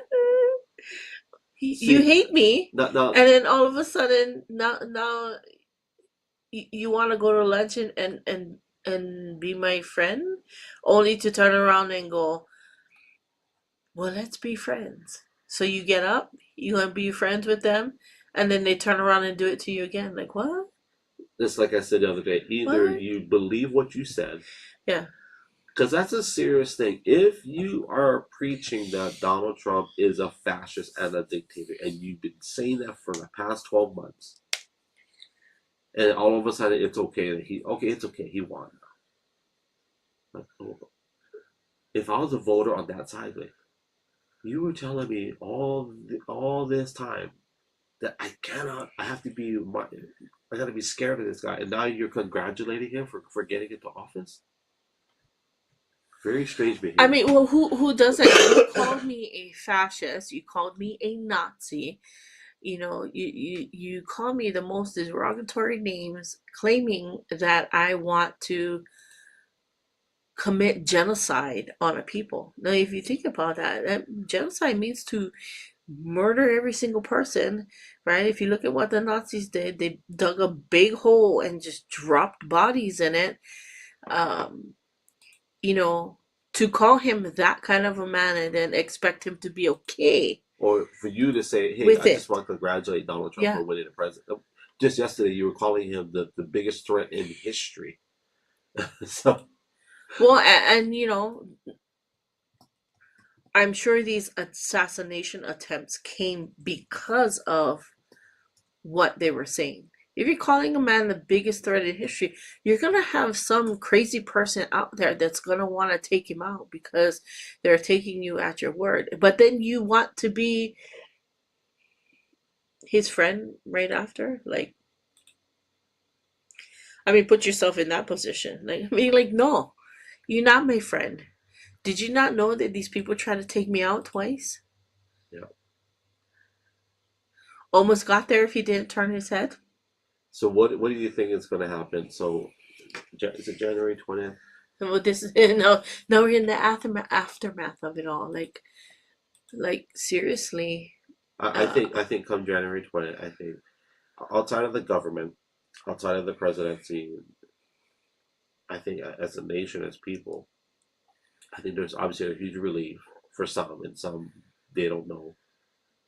But as a people, we need to come together and work together, not trying to be against each other. I mean, you look at the media and what they're doing, they're still trying to divide the people. Like, you know, in the things that they're saying, they're still saying things like, okay, now they're not really attacking Donald Trump, but now they're attacking the people for voting for Donald Trump. Like, are you serious? Like, you think people don't have a brain that they have to listen to you because, you know, they didn't vote that way?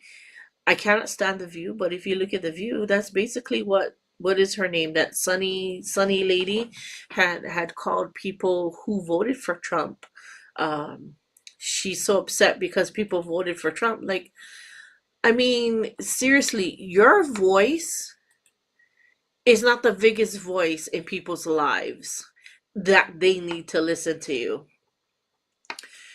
Each person has their own voice, and your voice should ring louder than anybody else's voice in your own life. You know, you make your own decision, and to call people names and to proclaim people out to be stupid is just stupid. You know, that is just gonna irritate even more people. Like, don't do you not think that I have my own brain that I cannot think? Well, I think they're clawing. This is what I believe in. The way media is going, um, everything is subscription based now, so people can choose. And if people are willing to pay to get their sources of information, the I think Obama is one who made it a law where all television has to be like a pay to play. I think it was him, where it was like a FCC act or whatever it was. It was designed to get all of our information on a paid service. Because before Obama, we still had network television where it was free on the airwaves. Mm. That's where the television comes from. You get it this televised over the airwaves. Well, Obama ushered in the era of where you have to pay for cable. Basically, you have to. It was actual law, like some kind. I'll look it up now. And but now even more so with the internet, people can pick and choose now. They don't have to do one package. If I don't like CNN, Fox Right. News, I can go and pay. I can pay, $20 a month for Twitter. I can pay $15 a month for Facebook and get all of my information. I can pay $5 a month for Washington Post. Right, and you can pick and choose. So when I see the View, like they have nobody wants to pay whatever they're charging. I think they have a paid version too, but nobody wants to pay that to get that because number one, it's not social. Yeah. It's gossip and it's Slander, basically. slander, gossip, and it just doesn't make you feel good. Yeah. Like at least on Twitter, on Facebook, Instagram, YouTube, they're social media. YouTube is more media, but YouTube it does have a social aspect to it. Instagram for us has a I love Instagram, the social aspect of it in the sense of it makes us laugh, right? Nobody can beat the comment section in Instagram.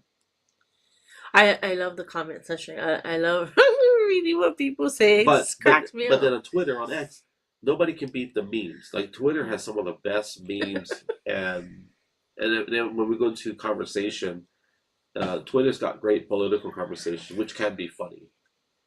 Um, and the live video, which is what we're doing, I think that's growing back. I don't know if it'll be as good as the other platforms, but I don't know. I think social media is good in this part where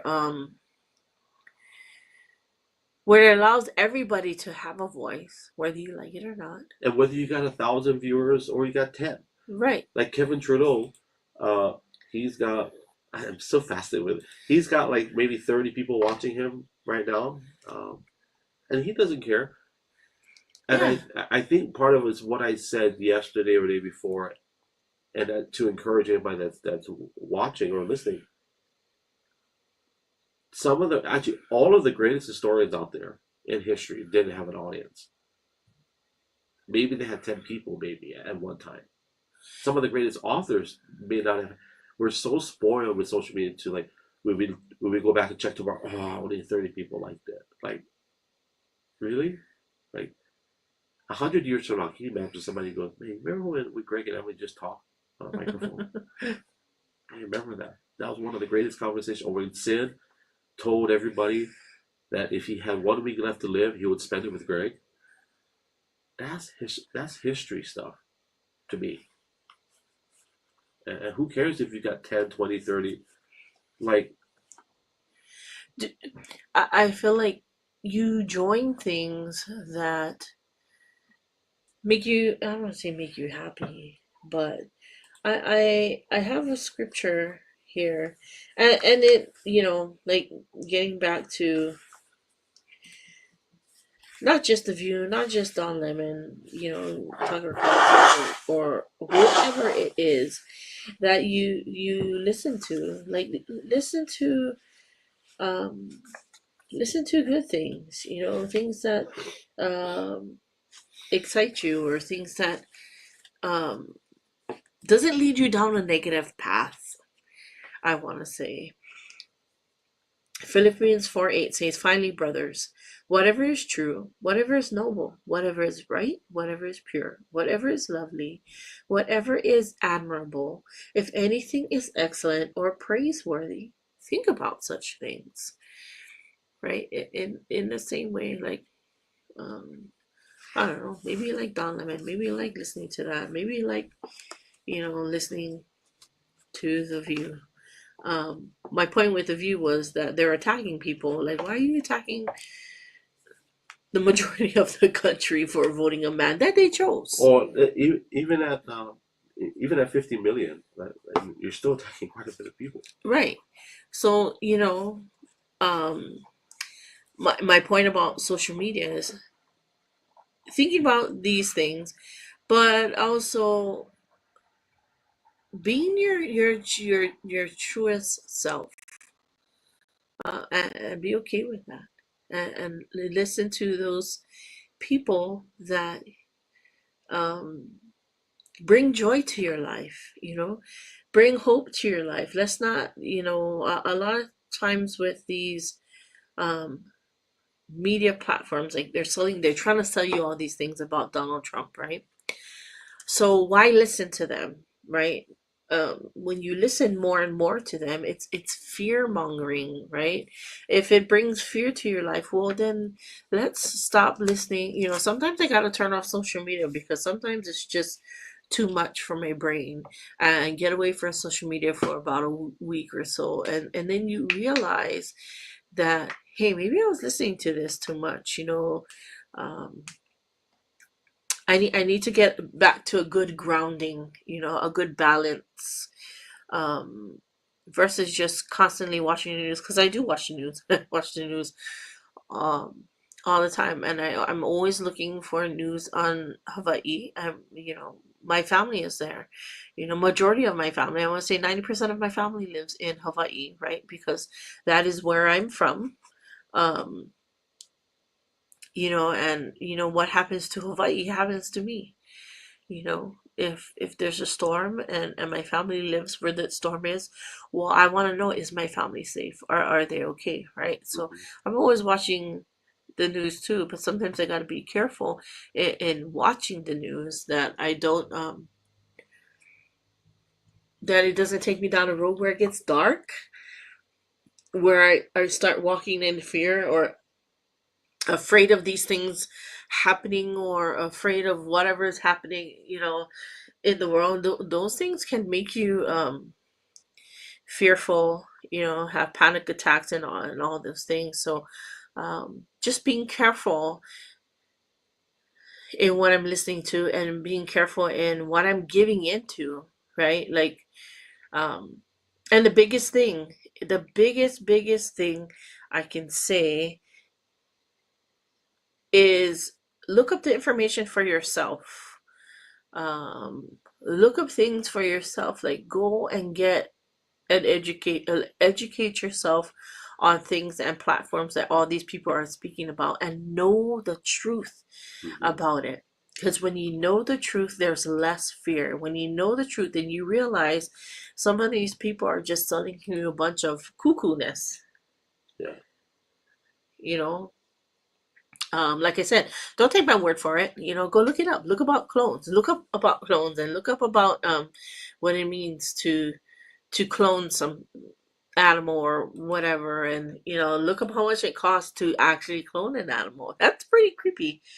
I mean, that's a lot of, not creepy, but that's a lot of uh, money to be dishing out to clone something. And some of the creepiness in things is cloning organs and cloning meat for you to consume. That's creepy to me, because if the FDA has a hand in it, it's like, what are you putting in that clone meat that I'm going to be eating? And that's that.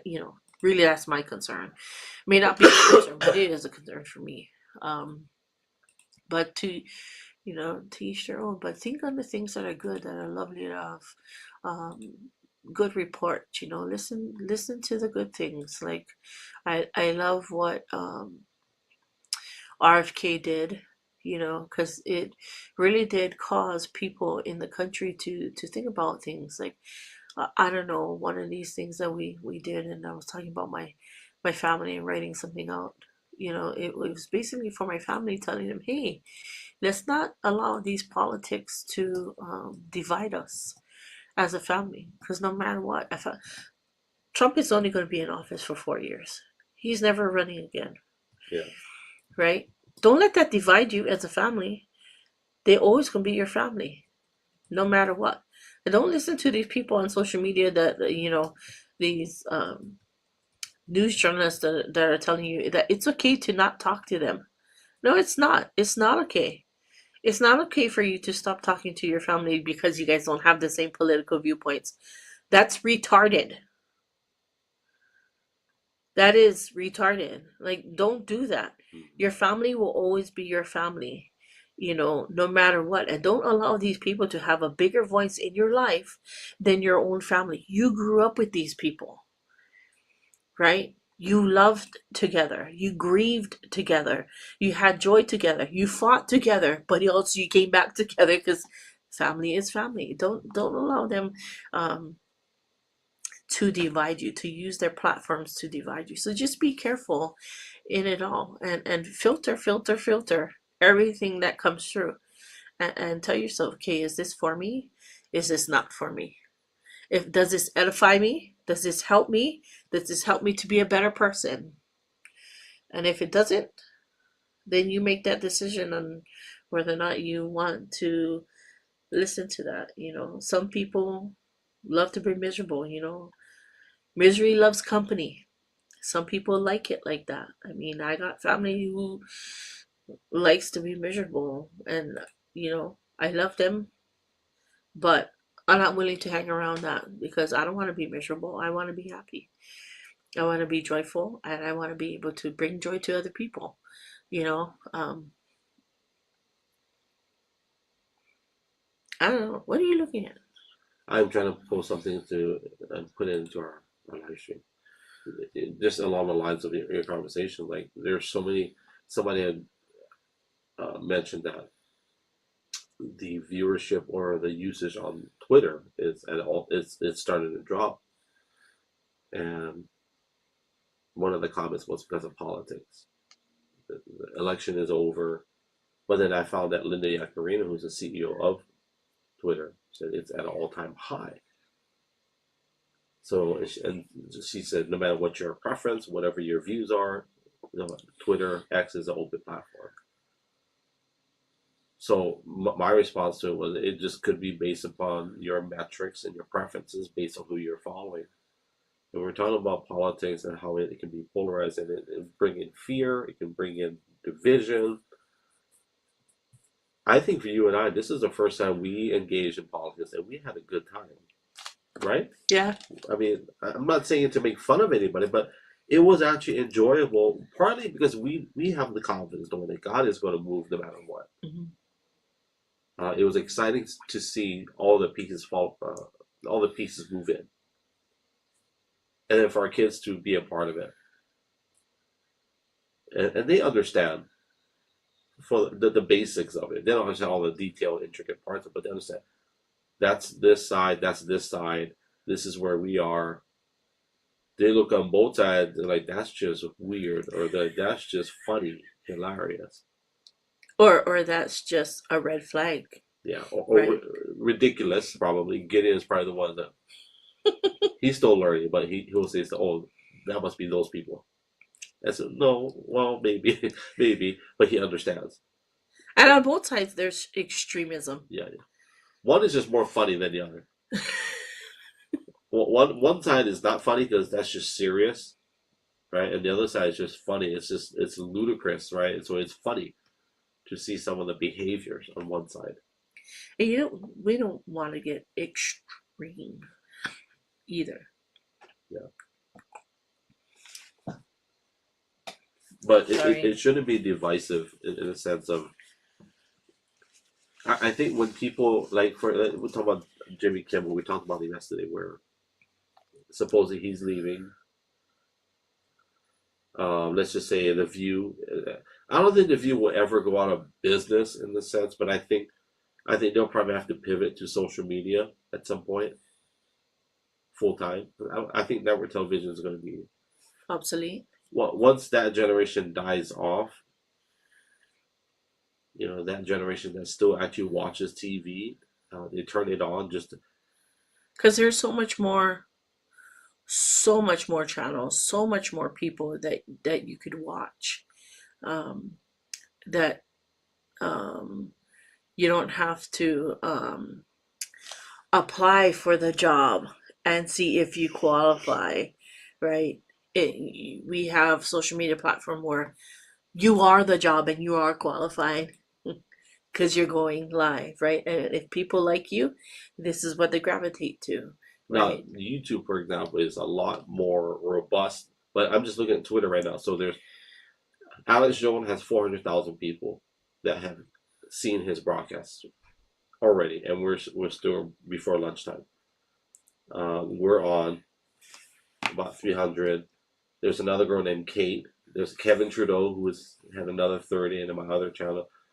So just that alone, we've had over 500,000 people come through just on Twitter. There's a lot more because it's just my feed. It's what I said earlier. Well, your metrics and your preferences based upon people that you follow or your interest. That's what you're going to see. I don't know how many people they'll sit in front of a TV in a living room. How many of them actually put their phones down and just watch the TV screen? I imagine very few. They probably still have the cell phones right in front. They're probably checking Facebook while they're watching TV. Because nobody wants to sit in front of a TV and say, hey guys, at 7 p.m. or 7 a.m. The View comes on, let's all be ready. Nobody wants to do that. They're cooking breakfast, they're outside, they're doing something, they pull the phone out of the back pocket, and then they look at what they want to see. Right? How many people say, hey, don't forget, 9 a.m., let's all be at the living room because the View is going to be on. Right. It's not like a network television how we grew up where Like who does that? There's not a lot. you have to be, there's a certain time for it, and once it's gone, that's it, you miss it. You got to catch it on clips, YouTube. Let me see how many people actually watch actual live television.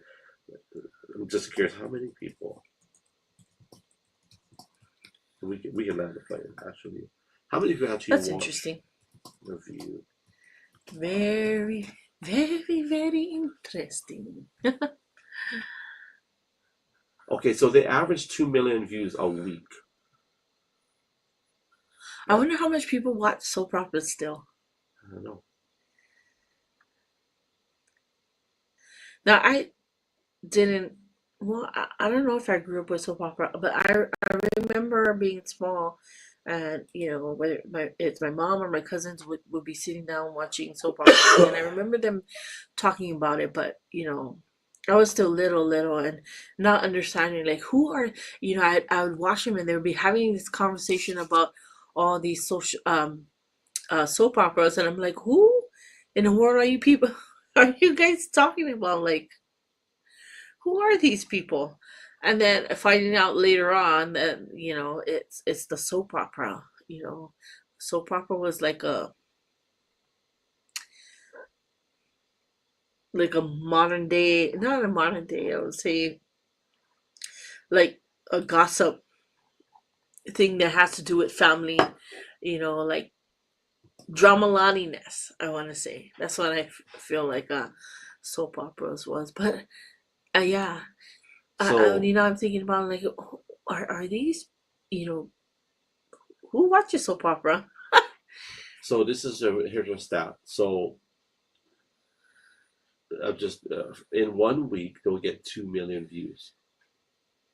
And is that for news Okay. So The View or The View? in 1 week will get 2 million people to watch them. Is that a lot? No. Joe Rogan does a podcast. He put it out let's say he interviews somebody today, he'll put it out on all socials. Just on one platform, he'll get 30 to 40 million views in one day. Wow. And those are legitimate views for the most part. Let's say only 10% actually watch the whole thing, right? Mm-hmm. What is that? 3? Or what is 10% of 30? 3? Mm-hmm. And that's just on one platform. And to be honest, nobody watches the whole thing of everything, anything, unless it's a movie. Well, nowadays. But I hope for us, they watch the whole thing when it comes to a podcast or to a live video, a live show. But the fact that they can do that in less, yeah, that's where I think for people like getting the information, I think we should let it play. But to encourage anybody that gets their information, there are so many sources out there, right? And there's so many things that can get your attention and really grab your heart and move you in certain ways. And hopefully, I will say that I hope everything moves you to Jesus, because that's really what it's about. Everything we talked about, yeah, we spent quite a bit just talking about government, politics, and all those issues. But it's literally, for many people, it's the after the storm, the aftermath of what happened. Like, what do you do now? You know, and I think just to encourage anybody that's listening and watching is that all this stuff doesn't matter, right? Yeah. None of this matters if you do not have something that gives you peace, that has a legitimate answer to your life's problems or things you're going through. None of this matters unless you have a legitimate relationship with the Lord. Otherwise, you'll always be searching for something that doesn't last, that doesn't have value, lasting value. You're always searching for something to fulfill you, right? Yeah. We talked about cloning and the difference between a clone thing and a human being is spirit, right? We are spiritual people. We are spiritual beings, right? We're always in search of something that is greater than ourselves. Um, you was talking about networks, and so I decided I'm gonna look up soap operas. So soap opera networking, to your point, is that it's gonna be obsolete.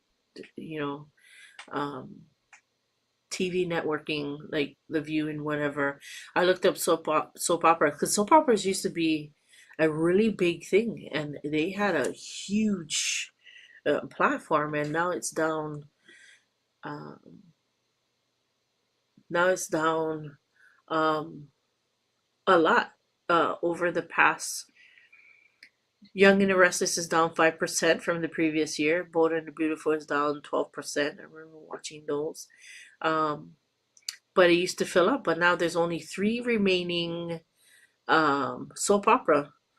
Um, it's Bold and the Beautiful, General Hospital, and Young and the Restless. Those are the 3 that is um, still on network television, and the ratings are much lower than it used to be, and they're dropping, right? And so um moving away from those things and being able to watch stuff, you know as you choose different channels that you like watch. If you like watch math, you can actually watch a math channel.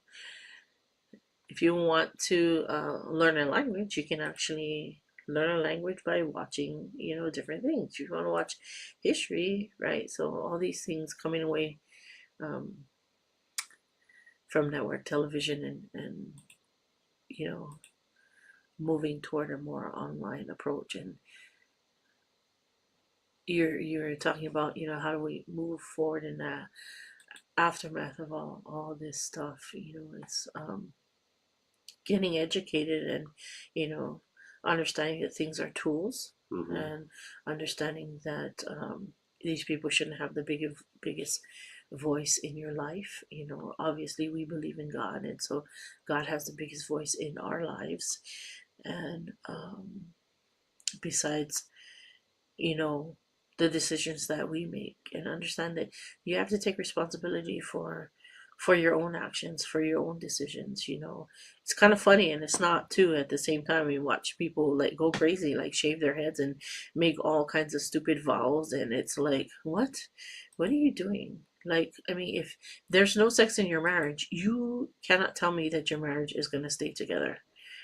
you know uh, you know uh to think that, as a woman, that I'm going to tell my husband what to do, and I'm going to tell my household what to do without any input from the opposite side. It's like, it's crazy. Divorce will be on the line.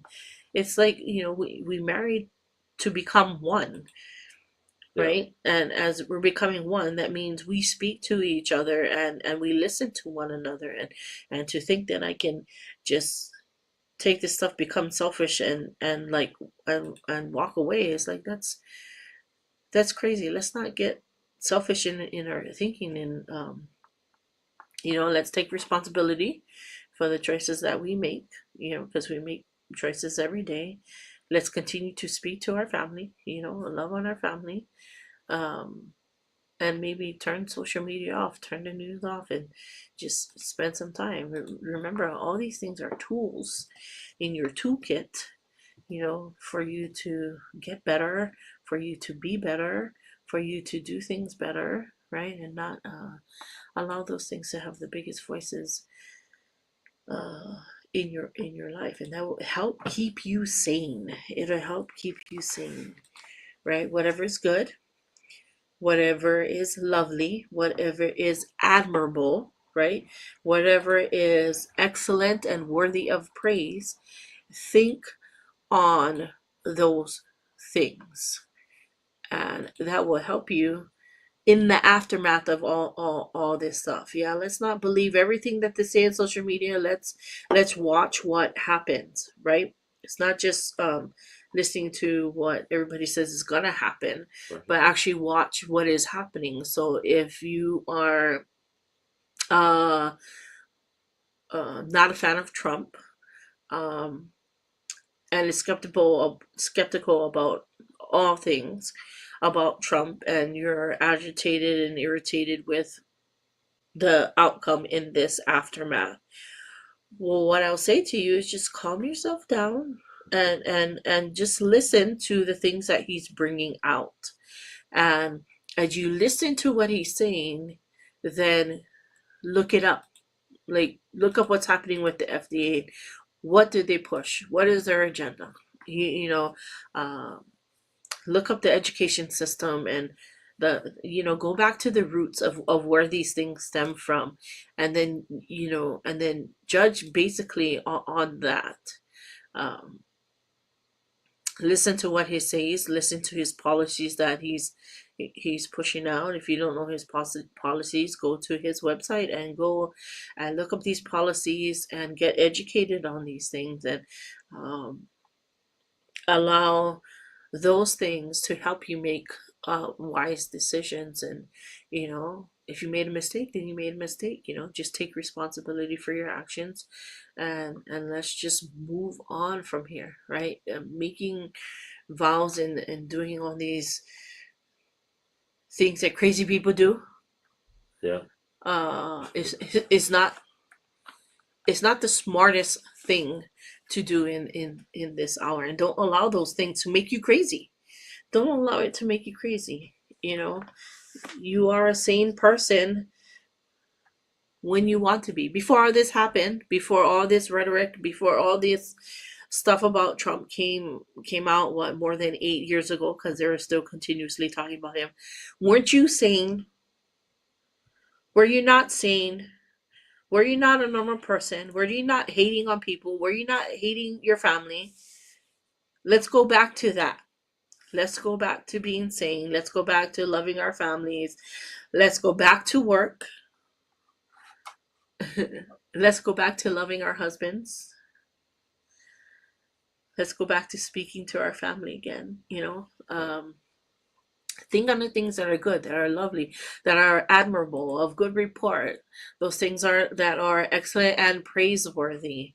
Yeah. Let's think on those things. Let's edify one another. Let's uplift one another. let's congratulate one another. If somebody graduated, well, let's congratulate them. If they got a promotion, let's congratulate them. If somebody did such an excellent job, then let's acknowledge that as well. Like even yesterday, my husband did such a good job yesterday in his interview with Sid. Sid is such an excellent person as well. You get to know people, get to know people, get to know who they are, and be thankful for the relationships that you have. That's all I got. Well, you guys did a good job, even though we say hamajang, but it was a blessing. And I'll say for anybody that missed the scripture early on, it was out of the book of Mark when Jesus was on the boat and he was sleeping. It says that so they shook him awake, saying, "Teacher, don't you even care that we are all about to die?" Fully awake, he rebuked the storm and shouted to the sea, "Hush, be still." And all at once the wind stopped howling and the water became perfectly calm. Mark 4:39. So I just want to speak that over you if you're going through a storm and all these things are happening and uncertainty. That may God bless you and just keep you. So we want to say we love you. We appreciate you guys being with us. And I'm excited to see what Kevin Trudeau has to say. So I want to go jump in and say hello and see if he's still alive. But thank you for carving out a piece of your day, whether it's in a little snippet or the entire 2 hours and 15 minutes. We just appreciate your time above everything else. On behalf of my wife and myself, we love you guys. God bless you guys. Ahui ho. Aloha and mahalo. Yes, sir. Chihu. To whoever may need this nugget of encouragement, things will be alright, so quit your worry. I get it, the odds can stack back against the wall, but even consider it such, no, you'll stand firm.